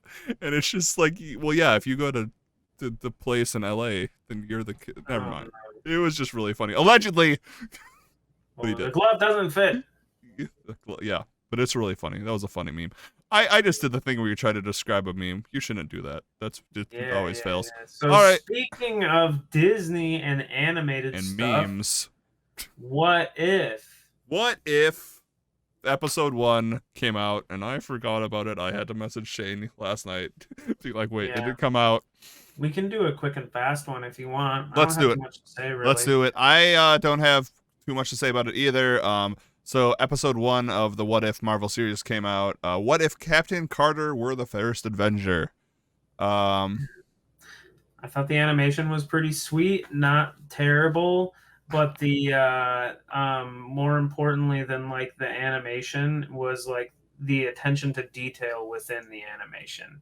You know, Okay. like the style of what was done wasn't like totally up my alley, but I can deal. But like the attention to detail with what they did with that, there was a couple points where like there was a fight with her where like she did something astounding, and one of the Nazis just like made this face that like he Yeah. didn't have to make. They didn't have to do that. Right. And it's like stuff like that that really catches my eye in these types of shows. Since it is only 34 minutes long, it's like they're gonna try to jam as much cool stuff as they can in there. Yeah. Or like the fact that Tommy Lee Jones was in the episode, didn't say a single word, and he was only in it for like a frame or two, but it's like he was also in the first Definitely. Captain America movie. So like you see him briefly, and if you're not paying attention, you'll miss it. So it's like stuff like that is what stands out to me in this kind of stuff. Like the animation style, again, not my favorite, but like I can deal. It's just that little stuff that I like a lot. And the story was pretty cool, and I really liked how they introduced the Watcher. I thought that was nice. Yeah, I like the whole Watcher thing. This is definitely like a show for the fans. My thought before, remember I said like I thought that this was going to be a way to make this stuff more palatable, and it seems like it kind of is that. It is. I feel the show feels a little like I want to say I don't want to say goofy for my tastes. I like this is fully just these are just. I'm not saying this. These are all subjective for me. I didn't like it. Yeah, I didn't like it. I didn't like the animation at all. I'll start off with. Okay. I found myself like, and I understand why people like the animation. I just don't really like that style of animation, especially when there's so many other styles of animation that are so good. Like we just saw the Star Wars Visions. It would be really cool if What If like did something like that, where like it had like its own style. And it's. I don't know. I just didn't quite like it. But I understand why a lot of people do like it. It is this kind of thing, being like, oh, what if these movies we've all seen? What if they were different? Which is a cool concept. It's what comics do right. I'll watch the rest of the series for sure. But it's not going to get me as excited as Loki did, for sure. Like absolutely. Yeah, no, definitely. What I like about it, like ultimately, is the same as what I liked about the last three things. Is like it's place within everything else because it's canon. Yeah. So like it's just a rumor. I'm pretty sure, but like you know, there's no reason that some of these characters couldn't cross over into like the actual multiverse, Definitely the sacred timeline, if you will. So like stuff like that is pretty cool. In my mind, as it wanders before I go to sleep, I see a surprise episode 10 of What If coming out, and it's just like, what if Miles Morales teleports from the Sony universe to to the MCU or something? Yeah. You know, it's like just because like What If would be such a cool way to bridge the gap with something like the Spider-Verse. Definitely. And I think like that is like the strength of What If. Like if you are a big MCU fan, like this is your series right here. Like this is going to be something you absolutely you're going to love, which is again not a problem at all. Yeah. The my main criticism is right here though. When I talked about voice acting. And I wouldn't even argue not even that. I honestly think honestly the opposite. I think the person who played Steve was the best voice actor there. I don't. This is gonna be the hot take of the episode, everyone. I'm gonna put my nice shirt on. Put your nice shirt on. Look good for the YouTube clip. I think they should have got voice actors and actresses to play these parts. No offense to Haley Atwell or the person who plays Bucky, Sebastian Stan. Sebastian Stan. Yeah. They sounded very uncomfortable in these roles. I don't know if it was the dialogue also. The dialogue was incredibly cheesy. But like there is this is my whole spiel. There is a big difference between voice actors and regular actors. Two different mediums. I wouldn't ask voice actors to act in a film because they're not going to bring the same presence as an actor would. Voice acting is its own art form in itself, so I don't like the idea of bringing actors and actresses who haven't like actually like been like crafted their skill to that to do that. And I'm not saying actors and actresses can't do voice acting, but I think keeping like the original people to do their voices and stuff, I understand why they're doing it, is like they are going to try to bridge the gap and everything, and it is kind of like this being like, oh, it's cool hearing Samuel L. Jackson as Nick Fury and stuff again. It was really distracting for me because it did sound like a lot of these lines and characters could have been brought to life better if they were done by like, let's say like Troy Baker or like people who are actually voice actors and actresses, you know?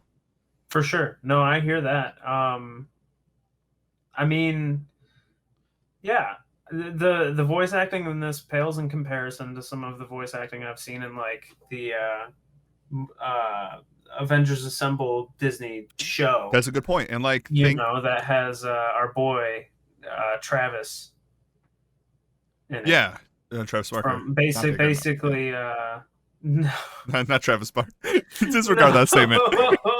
Basically, like the cast of Critical Role is in that show. Yes, like half of them at least. Right, and I mean, it's just a different type of atmosphere. Definitely, and if you look at Into the Spider-Verse, I think probably my favorite comic book movie of all time. Those are all like really like well done voice acting, like, and those are like I know a lot of those are actors and actresses. It just I don't know if they just didn't give like coaching or anything to some of these actors and actresses. It just felt weird. It felt weird to me. It's weird when Disney has the money to do something, but it kind of feels like they don't do it because I don't know. It kind of bugged me.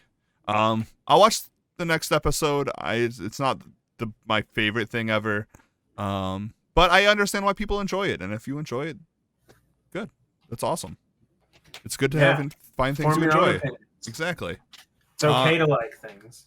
Yeah, absolutely.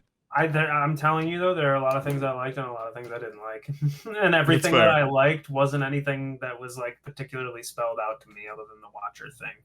I like the Watcher. I like. It's interesting to ponder these ideas. Right, like I said, and have it visually represented to me. It's the thing that comics do best. That's what the series is. It's doing what comics do best. Yeah, but I would say like, again, like some of my favorite things are like the things I'm thinking about later. You know, like how can this bridge the gap? How does this get to here from here to there? You know, like is this version of Peggy Carter gonna just like kill our version of Peggy Carter and replace her as Captain Britain or whatever? I don't know. Just like my mind wanders. All the actually, time Captain Britain is someone different. That is Captain Carter. Oh yeah, the Red Guardian is different too. Yes. Actually, let's move on. Actually, no. I want to stay on top. Let's keep talking about it then. Let's do it. Yeah, no, it's fine. I'm over it. Okay. What next week is like? What if T'Challa was picked up by Tony Stark's mom? What? What? You said next week T'Challa and the Guardians of the Galaxy? What? I don't know what you're talking about. Let's move on. All right, everyone. For anyone who is new to the podcast, welcome. Greetings. Hi. We're finally getting to the meat of this show. It always takes us an hour to get to the meat of the show. Hour and a half. I don't know if we just need to make these longer or shorter. But this is the part of the show where ruining movies gets its name. We watched a movie of the week. This week we watched the 1980s Blues Brothers, The Blues Brothers movie. And we are going to talk about it, and then I will tell Shane how we are going to ruin this movie. So, Shane. Hi. Have you seen this movie before? Shane. That is you. Yeah, I watched it today. Was this your first viewing? So here's the thing. I have these distinct memories from my childhood of my dad really enjoying this movie. Yeah. So throughout the years, I'd seen like many parts of it. Okay. Scattered definitely. about. Definitely. But I never like sat down and watched the whole thing. And I asked my dad today, I was like, did you like this movie a lot? Or is my memory just fucked? And he was like, yeah, no, I liked it. It was good. It was funny, blah, blah, blah. Yeah. So I watched it today fully in its entirety. Nice. First full watch from start. Yeah, and what are your thoughts? I had a lot of fun. And as I watched this, I can clearly see how much of an impact music had on you as a young farm goat. Oh yeah, absolutely. This I will say this on the top of this talking about it. I don't think there's a film that has as much musical talent in it as this film does. It was astounding how how kind of ridiculous, friendly and welcoming and familiar faces of my life I saw all in one place. It was cool. I think this movie is like we'll get into like the story of this movie and what it is. I think this movie is like best described as, obviously it is a comedy. You have Dan Aykroyd and John Belushi leading it, but it's also this like huge celebration of blues music. Yes, I told my dad like I could see how in 1980 this movie would have served as like a huge spearhead to like making blues cool again. Oh, absolutely. Because it was in that weird period where it was like waning and woeing, and like the 70s were not particularly like a hot time for the blues. Yeah, definitely. And then so it's kind of cool that this was came here out. to revitalize that. Like it felt like they were doing this like purely out of love. It felt like a passion project. It really did. And I was gonna say that. So this is like kind of the second film we've talked about in recent memory with that Dan Aykroyd wrote. And Dan Aykroyd, like, he always writes what he's passionate about. He wrote Ghostbusters. He's very into paranormal and everything. I have to believe that Dan Aykroyd is a huge blues person. Oh yeah. Because like his attention to detail and like everything, like getting everything right with like the Blues Brothers. Like this isn't just like a film that is like, oh, we're doing the blues things, here's like a couple blues jokes and everything. Like this is steeped in like blues and R&B and Motown lore and history. Like so let me get into the story of this, and then I want to talk about all the musicians who appear in it. So the story, the synopsis of this film is pretty easy. Jake and Elwood Blues, Jake, who was just released from prison, are the Blues Brothers. They are the frontmen of a band called the Blues Brothers. Can I interrupt? Yeah. This is the part where I thought I was watching the wrong movie. Okay. Jake got out of prison. Yeah. And I was like, oh shit. Is there an older movie where Jake ended up in prison? No, there isn't. But luckily, I woke up early enough to where I was committed either way. I was like, fuck it. If there's an earlier one, I'll just watch that too. No. So the thing is well, okay. The Blues Brothers is also one of those rare movies that is based off a Saturday Night Live skit. Mm-hmm. Blues Brothers first appeared in Saturday Night Live because Dan Aykroyd and John Belushi are both from Saturday Night Live. So, so the Blues Brothers get together. They go and back there. We find out they're both orphans. So they go back to their orphanage to meet the Penguin, which is a nun, which I think is really funny.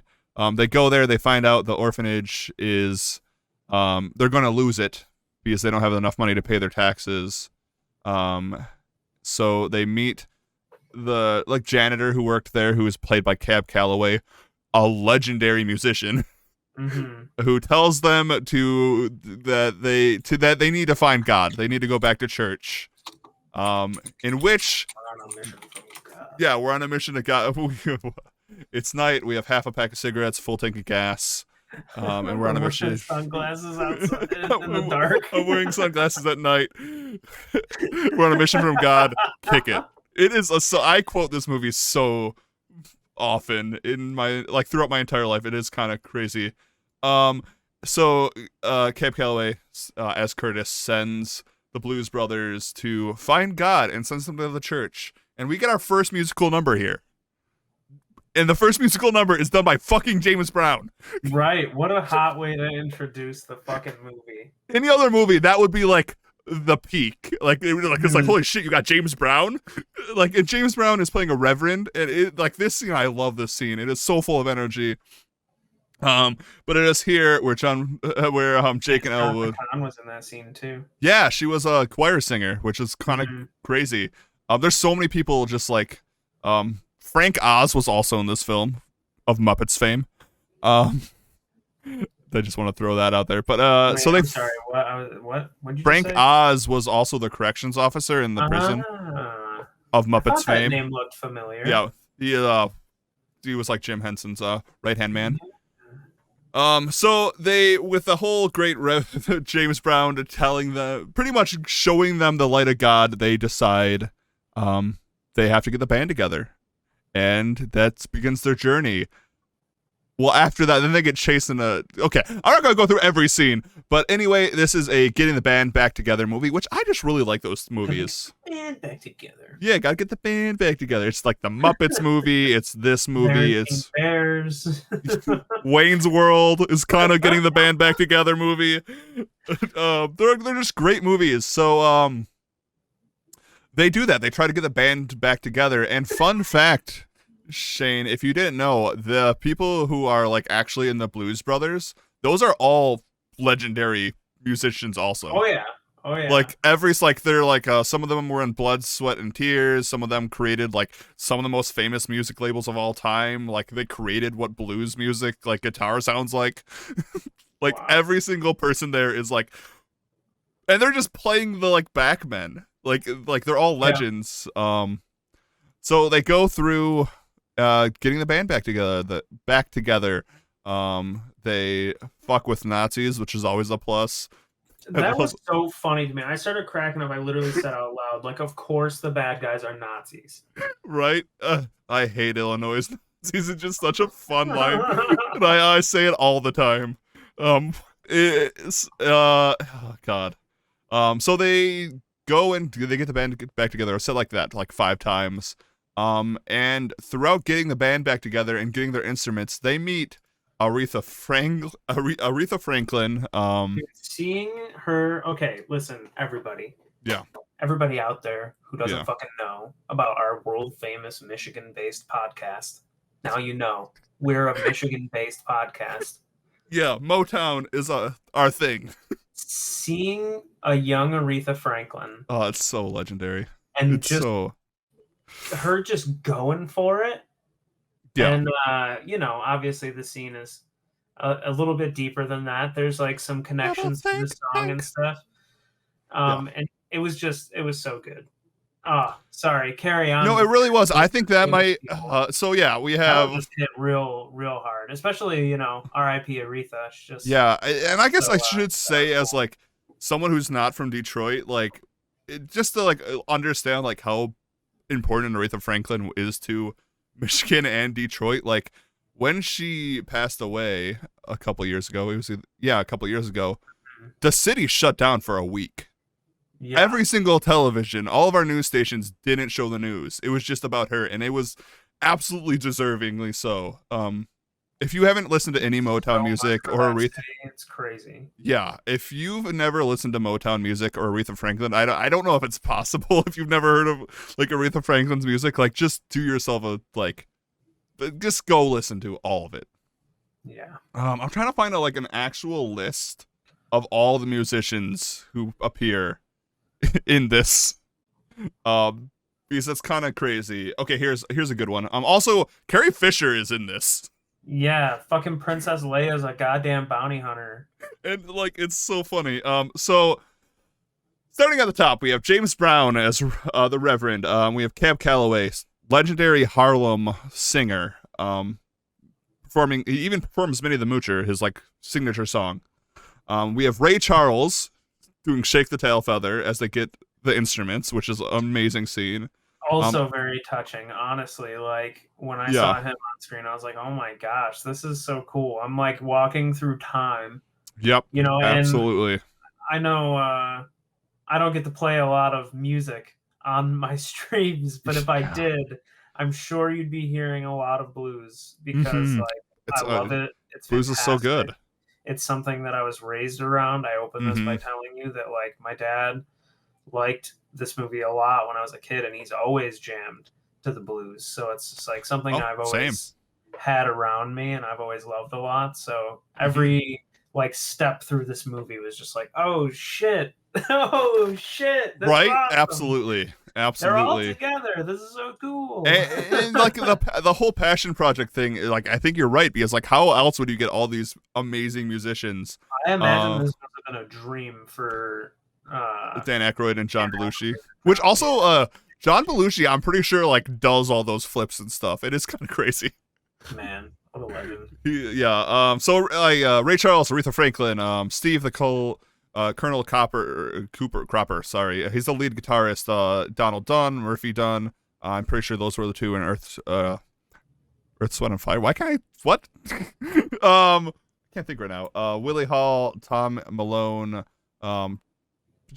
Carrie Fisher, Henry Gibson. John Candy makes an appearance. John Lee Hooker plays Boom Boom Boom Boom, even though it's just kind of like a throwaway. Like it's amazing. It's just so good. And so they go throughout their entire, it's a musical too, so like they go throughout the entire movie. Okay, we need to talk about one scene. I'm jumping everywhere. But Dan's country bunker is so funny to me. So they're Spielberg starred in this movie. What? Yeah, he was the Cook County Assessor's Office clerk, the guy that took the tax money. Yeah. At the end. Yeah, that's Steven Spielberg. I guess I'll have to rewatch that, but I'm picturing that. Okay. My favorite scene. I guess we can talk about our favorite scenes. My favorite scene is when they go to Dan's country bunker. They are trying to play gigs to get money for the orphanage. Jake doesn't really have. Like, he tells the rest of the band when they're getting the band back together, oh, yeah, we have so many gigs to play. We're going to get money and stuff. And he has not set up any. So they stumble upon Dan's Country Bunker, which is a country western bar. And a band called the Good Old Boys is supposed to play. And Jake is like, oh, yeah, that's us. And so they play. The good old Blues boys.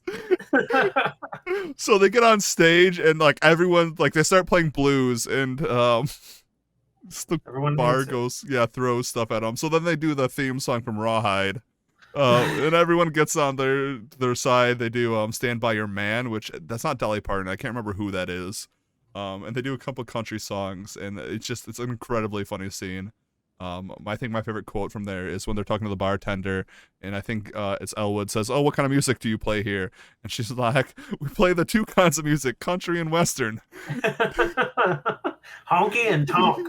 Yeah. It's so good. Did you have a favorite musical number? It was probably Cav doing Heidi Heidi Ho. Well, they were like sneaking into the palace. That was so fucking funny. They sneak in with like the actual pacing of the song. It's so good. And then after the song, they the stage like snaps to reality and what they really look like. I thought that was so cool. It really is. I mean, almost more than that, I just love the characters of Jake and Elwood. More specifically, yes. Like the long running gag with Elwood, how he's like just trying to get some white toast. Like throughout 90% of the movie. At one point, they're like at a store and like a thrift shop and trying to get guitars. Or maybe it was at Ray's. It was one that. Yep. Yeah, and he's just like put some toast in a toaster. I was like, what? This was like 10 Yeah. minutes after he's trying to make some fucking toast, and a rocket launcher gets shot at his house. Yes, it's so good because like you can talk about like It's so funny. God intervening in like a godlike figure intervening in films like Deus Ex Machina, and like that is happening throughout this entire film, but it's a joke. Like they drive through a mall unscathed. Carrie Fisher's trying to kill them the entire time. They don't get hurt at all. It isn't until like they get out of the car and it just gets destroyed.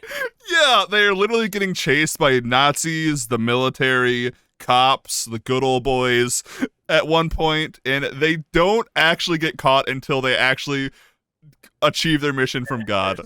Yeah. Yeah, that's hilarious. Yeah. Mission from God. Yeah, it's funny because like I say that a lot. Same.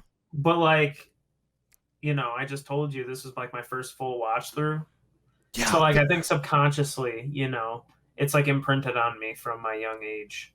It really like there's so many quotes from here that like I say Jesus tap dancing Christ a decent amount of time. That is when Elwood gets the light from God. Yep. Just yesterday or the day before we were playing video games and I was like, we're doing God's work. Yeah. So yeah, and the film ends with them getting the money, and then the last scene is them in prison because they finished their mission from God. They all went back to jails they all went back to jail, including their entire band, and they do Jailhouse Rock by Elvis Presley to end the film, which was awesome. Yeah, and that's the film. So Shane, are you ready to ruin this? I'm ready as I've ever been. So normally, dear viewer, listener, telepath, psychic person, I don't know how maybe you're listening to this on a Ouija board. That seems hard, but Electros surviving in the wires. Yes, exactly. Usually this part of the show, we have our audience vote in a poll on how they want us to remake this movie, which you can go to our Discord, !Discord, and from there you can vote on it. But this week, I decided, because for our 20th episode, that I was going to kind of set us up for a home run here, Shane. Okay. Also because I was thinking about it, it's really hard to do the Blues Brothers in a different genres, because the Blues Brothers is a celebration of blues. True. So I was thinking, instead of remaking this movie in a different genre, we remake it in a different genre of music. Okay. There is one genre of music that me and you are both both incredibly comfortable with, that we know a lot about. K-pop? So yep, K-pop. We're remaking the Blues Brothers in K-pop. No, we are going to remake the Blues Brothers as a film about metal music. Cool. Yeah. So we are going to ruin this movie, The Blues Brothers, by making it a film about metal and its history. So, I think to start this off, we need to figure out what era is this movie being made in. So, the 80s... yeah, that's immediately what I thought. The 80s, like you said, was a great place to place the Blues Brothers, because it was like bringing back blues in a way and being like, hey everyone, blues is great still, let's listen to it. I think the beginning of the 90s is the perfect way to be like, hey, metal still rules. Yeah, just so you know, we still here. Yeah, we're still here. So next, we'll start in the 90s. We can even do like 1990 or even like anywhere in the 90s. We'll say generic 90s. We need two main characters. Lenny. Well, I think he's definitely a musician, but I'm talking about the Jake and Elwood. So like, do they have to be actors? I think so. I think I have one who is a pretty much 1-for-1 for Belushi. Okay. Chris Farley. Okay. From the 90s. Yeah. Okay. And also from Saturday Night Live. And then we needed Dan Aykroyd. Yeah. I was originally going to say we could do a good old Tommy Boy thing and get David Spade, but I don't think David Spade would be a good second. You could almost do like Adam Sandler, but I wish that it was like modern day Adam Sandler. You know what I mean? Yeah. Yeah, Like, okay. When or did like they were all in a movie together. Even like Steve Buscemi was in that music movie. What was it called? the one about the Radio Shack, right? Is it Yeah, Airheads? Airheads. Yeah, Yeah. Brendan Fraser. Brendan Fraser. But actually that wouldn't be the worst. Wait, when did Wayne's World come out? In the 90s. 92. Wayne's World. Mike Myers and Chris Farley, maybe? I also That'd kind be of like Brendan Fraser. Steve Buscemi. Rob Lowe. Rob Lowe. Rob Lowe's a villain, somehow. You said I don't like hate Steve Buscemi. I don't think Steve Buscemi. No, I think do we want to do like a Saturday Night Live cast thing?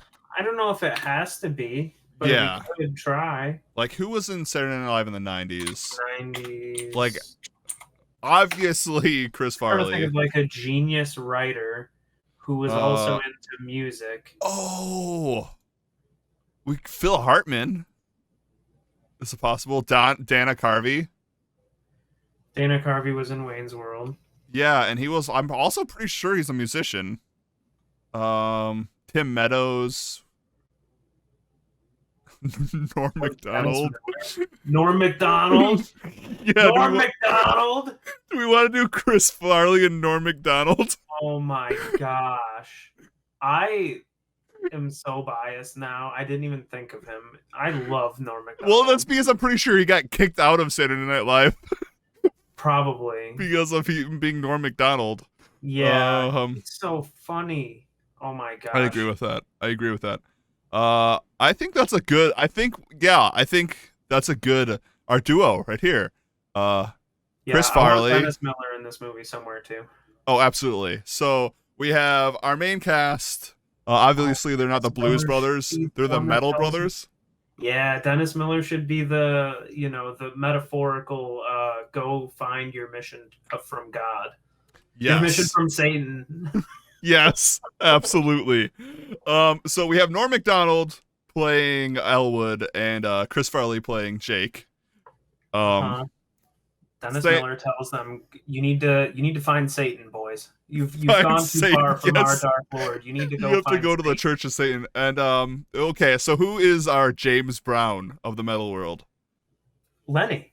Actually, I do like that. I was gonna say Ozzy, but you're right, Lemmy of Motorhead. I think that Ozzy would almost make a better like Cav. Yeah, as the one who sends them.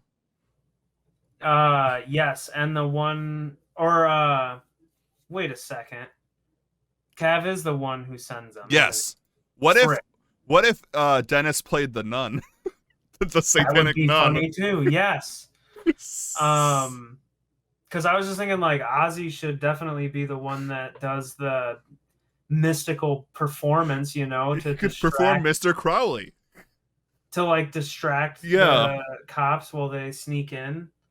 Absolutely, definitely. Yeah. So yes, Ozzy is the janitor of this satanic orphanage, which you can do some really funny things with no one understanding what Ozzy has to say, because that's just the funniest thing you can ever do with Ozzy Osbourne. But Chris Farley and Norm Macdonald. Chris Farley and Norm Macdonald just always understand him. That's a great bit. Holy shit. So yeah, they go to the Church of Satan. Lemmy is the preacher, the Reverend, the great Lem. I just love the idea of a Church of Satan. Just like in this, and it being Motorhead themed. Yeah, I was just gonna say maybe it's not just Lemmy; it's just Motorhead is the church gospel. Yes, and it's just like instead of like we're getting sacrilegious right now. Instead of Jesus on a cross, there's just a guitar, just like a guitar cross behind him, some axes. So yeah, they see the light of so the orphanage is going under. Ozzy tells them they need to find Satan. They go to the Church of Satan. Lemmy there through probably like instead of like James Brown's just like incredible stage presence, I feel like let me just insane guitar solo. Is how they find the word of Satan, and they both get the thing where we need to get the band back together. Yes. And now we need to So figure out who's the band.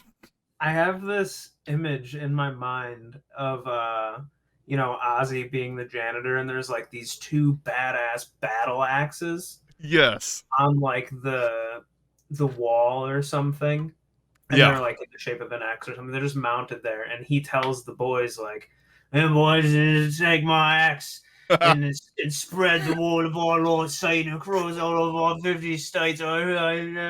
And the boys are like, "Oh yeah, we're gonna get an axe." And he like turns around and looks, because of the way Ozzy walks, it always looks like he's gonna grab what's in front of his head. Yeah. So he'll turn around and like walk towards these axes, and they'll be like, "Oh fuck yeah, we're gonna get a battle axe!" And then he just like haunches over and grabs like a guitar. Absolutely. That's my big setup joke. Yeah, no, definitely. Definitely. So they see the light of Satan, they have to get the band back together. We have okay, what darkness of Satan. They see the darkness. You're right. They see the darkness. They see the shadow inside, the shadow and the flame. So one of the big parts of the Blues Brothers is their car, the Bluesmobile, yes. which is a old cop car. What is the metal? It's a hearse.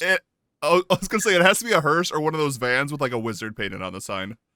Oh, that would be so cool because they could haul a whole band in it. Exactly. And then maybe for the second vehicle, you know how the Blues Brothers they have two. Yeah, they meet a band, their old bandmates that have like started a new band. Yeah, maybe this other band that our boys are looking for turned into like, I don't know, funeral performers or something. So it's like a metal van and a hearse rolling across the states or going wherever they're going. Absolutely. So yeah, so after that immediately we have the car chase scene. They go through the mall. I don't even think we changed that scene. I love them driving through the mall. I actually thought someone was gonna die.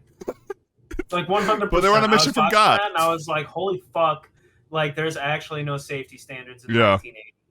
Like, they're just actually they're just actually driving through a mall. That's what it looked like. And the crazy thing is, I was thinking about that during some of the car crashes. I was like, holy fuck. Like, the car crashes in the 80s in movies were so much more violent. They look like toy fucking cars. And they really did. Like, okay, not talking about the last car scene of the movie. I'm speaking more about like the car pileups and stuff. They look so fucking violent. Yes. It's crazy. So metal. Yes, absolutely. So after the mall scene, we have to cast the next person. Carrie Fisher. We need to replace Carrie Fisher. Who's the 90s Carrie Fisher? Oh, do I say what I think I need to say? I don't know. Winona Ryder? Oh. I was gonna say Anna Nicole Smith, but we can pick whoever you want. I mean, that works as a metal movie. Hell yeah. Yeah, but I mean, yeah, if or Marissa actually. Huh? Yeah, go ahead. Let's say there might be Star Wars is synonymous with the blues. What's synonymous with the metal? You're not wrong. The only other person I could say would be Marissa Tomei. She kind of gives me that crazy stalker vibe from like, especially like, what was she? She was in My Cousin Vinny. Hell yeah, dude. Yeah. Yes. I think she could do a good job in the 90s as the stalker. So okay, Marissa Tomei. An active person then, and she's been in some big time stuff. Yeah. Perfect. Definitely. Boom. So Marissa Tomei is trying to hunt them down. Because she's secretly Norm Macdonald's ex. Exactly. Or no, I'm sorry, John Candy's ex. Chris Farley? Chris Farley. Jesus. I mean, same energy. John Candy and Chris Farley, absolutely same energy, and I think they were in some movies together. So then they have to go track down their members of the band, which is going to be the fun part, because we probably need a guitarist, a bassist, and a drummer. I think we get Scott Ian from Anthrax. Yeah. As the bassist. Yep. I think we get Dave Murray from Iron Maiden for guitar. Yeah. Yep. Um, who's the drummer though? Who's like? Do we want two guitars? Oh, Like absolutely. Yeah, actually, Do we want yeah. to just put Slash just to say we did?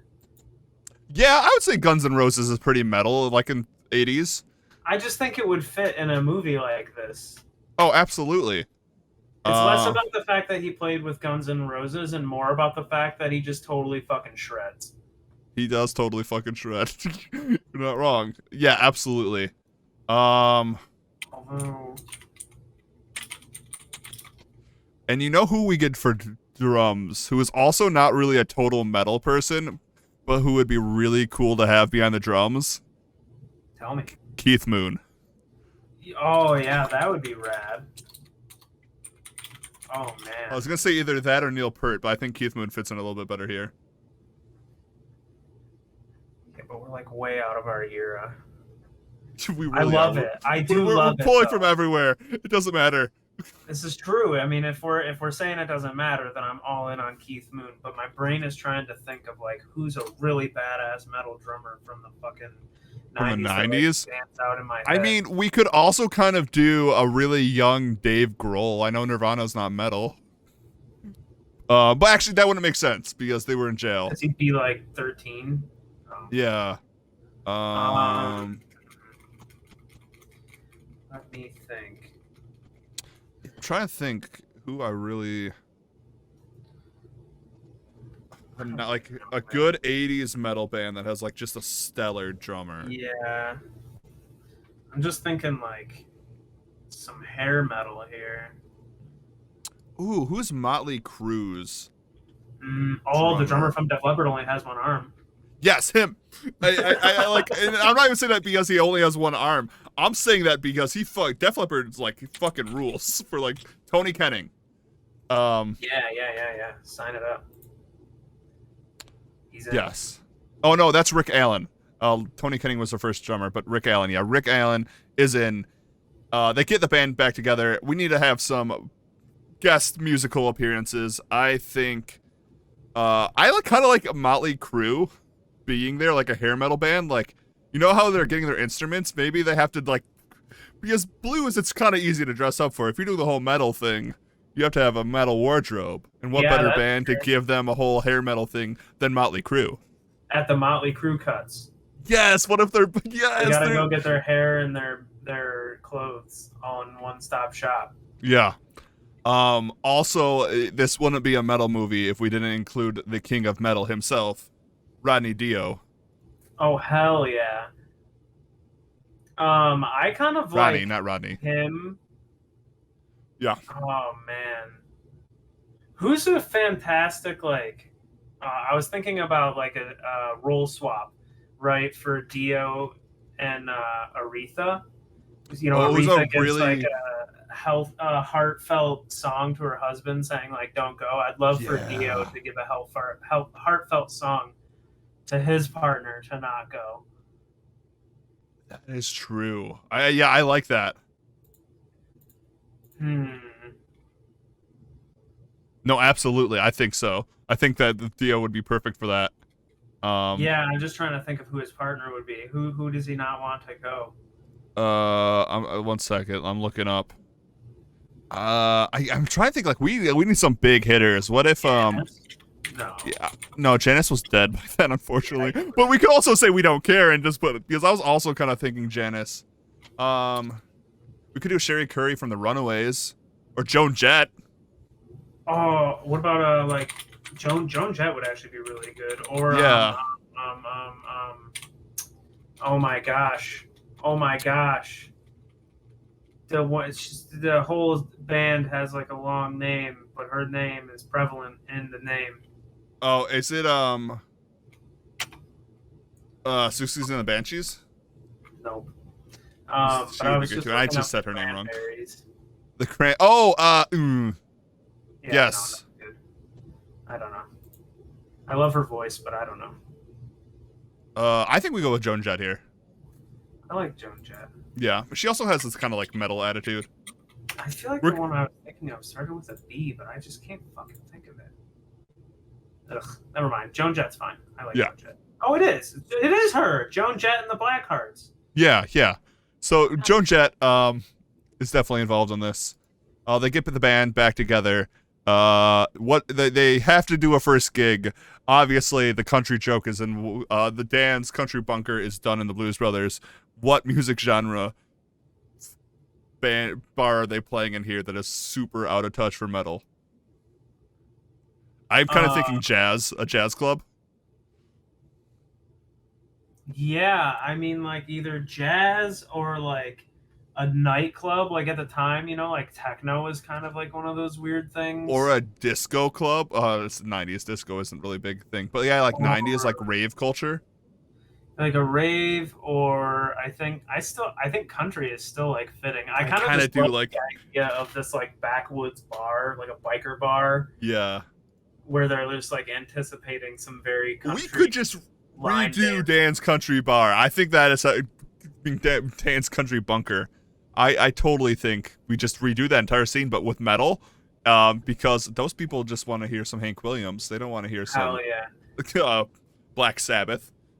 But I think much like the blues kind of bleeds into that style well Yeah, in the Blues Brothers, the way that they were able to take their style and kind of meld it into something that was accepted by this audience. I think yeah, that a metal band of this caliber that we've established could sway a band in the same way with definitely. like some interesting song They choices. could do The Devil Went Down to Georgia. That's Yeah. like a folk country song, but like Yep. Primus and every like other metal band has done a cover of it. Yeah, I think that would be sweet. Yeah. I think that would be perfect. I think you just rework Dan's Country Kitchen Corner into like Lucy's line dance and luau, whatever the fuck. Yeah. And then you send in the boys. The good old And boys. Joan Jett. Oh yeah, Which, who are the good old boys? I guess it doesn't matter. I don't know. well, we need. Are they the Metal Brothers? We need to find out the name of the band. The Metal Meatheads. Oh, the Metal Brothers. Yeah. Metal Brothers. And their name is just Elwood Metal and Jake Metal. Okay, easy. Or Steele.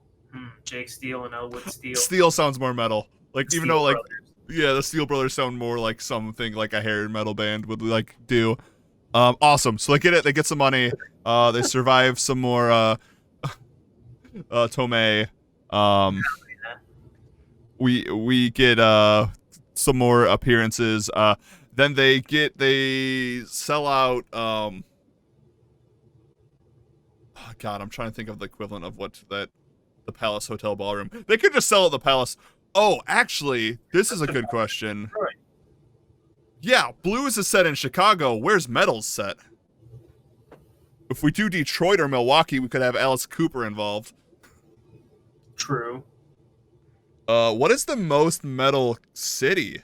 I love doing Detroit and just like selling out the Fox Theater. Yeah, I mean Detroit Rock City. Yeah, and having Kiss show up. Kiss, you could have Kiss, Alice Cooper, Death. Maybe like Kiss just Deus Ex Machinas in like one of the weird situations. Yes. Like like Kiss Saves Christmas. Yeah. Kiss Yes. the Steel Brothers just show Absolutely. up. Like, Hell yeah. So yeah, they perform in Detroit. They sell at the Fox Theater. They do it. They get away from the ex-fiance. They get the money. We finish the movie with them running away in their metal van, trying to save the orphanage, trying to make their way through Detroit. They have everyone chasing them. They run over some Detroit. Okay. I feel like they would have to be Detroit Heartland Nazis. That's a very specific Michigan thing. Detroit Nazis, because I'm pretty sure actually Detroit has a stupid past with Nazis because fuck Nazis. Fuck the Nazis. Fuck them. I think that's not that's not a hot take. That's just a Unanimous. take everyone should have. Fuck them. They run away. They get the money in. I guess if that's actually Steve Spielberg, then who's the weird? Yep. Who's the director there? Obviously it's your boy Zack Snyder. Nope. No. It's the 90s. Oh, who directed Die Hard? Oh, Maybe it's James Cameron. I was gonna say James Cameron. I just want to see what happens if I type in 90s directors, though. Nope. Even better, Quentin Tarantino. Hell yeah. Yes, that's so perfect. The clerk is Quentin Tarantino doing his weird 90s Tarantino things, and movie ends, they get captured. So in this version, you roll Yeah. up, and instead of him being like back in 5 minutes for lunch, he just shows up with like a pair of women's shoes. Yeah, he's sitting behind the desk and he has a feet catalog, a shoe catalog, and he's just flipping through. Allegedly. I don't even think we have to say allegedly to that. Dude likes feet. Nothing wrong with that. We've all seen the movies. Movie ends. I feel like instead of doing an Elvis Presley song, they do a Johnny Cash song. That kind of feels more. Cash feels metal. I feel like, especially folk from that era, is like very metal. They do a metal cover of Folsom City Blues. Yeah, absolutely. And that is it. The Steel Brothers. Boom. And then they have the Steel Brothers 2000 that no one watches and no one talks about. Which is 2000 music, so like they got to put the band back together, but they've all joined their respective boy bands.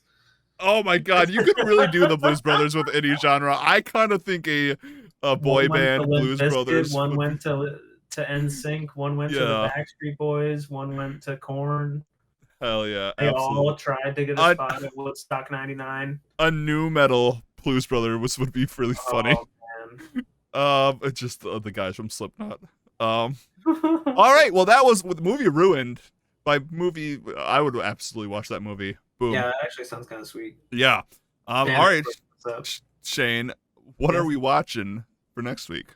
Oh, next week we're gonna keep it on only 2 themes, as in Buddy and the 80s. We're gonna watch Night of the Comet. Oh yes, okay, I remember. I don't think either of us have seen it. Nope. I don't really know too much about it. I read the brief synopsis. Yeah.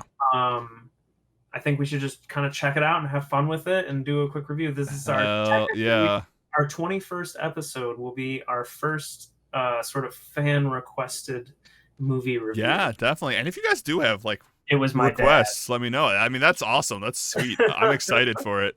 Me too. I also like these like buddy movies that we're doing for the summer. Because we're buddies. We're buddies. The buddies doing podcasts. The Steel Brothers. The Steel Brothers. On that note, I think we could, if we ever had to dress up as costumes, we could do a good Blues Brothers. I think we would fucking rock it. We could do a good Blues Brothers if we needed to. I also think we'd make a great Walter and the Dude. Yeah, I really think we would. I agree with that. I'm the perfect shape for it, so you kind of are too. I got the whole dude vibe. I can't do backflips like Jake, so it's like, Yeah. All right. Well, that was the podcast, everyone. I hope you guys enjoyed it. Because I think we sure did. Next week, Night of the Comet. I'm excited. I'm like just reading the synopsis, and it seems pretty sweet. We are going back to zombies, everyone. We like zombies here. Buddy stuff. We've just been on it. Absolutely. So let's do some plugs and get out of here. Oh, I'm Shane. You can catch me live at twitch.tv/bringtheshane, hence the name. Come on by and play some games. Hell yeah. Hell yeah. Yeah, and I'm Zach. Hi. You can find me at Hi, how's it going?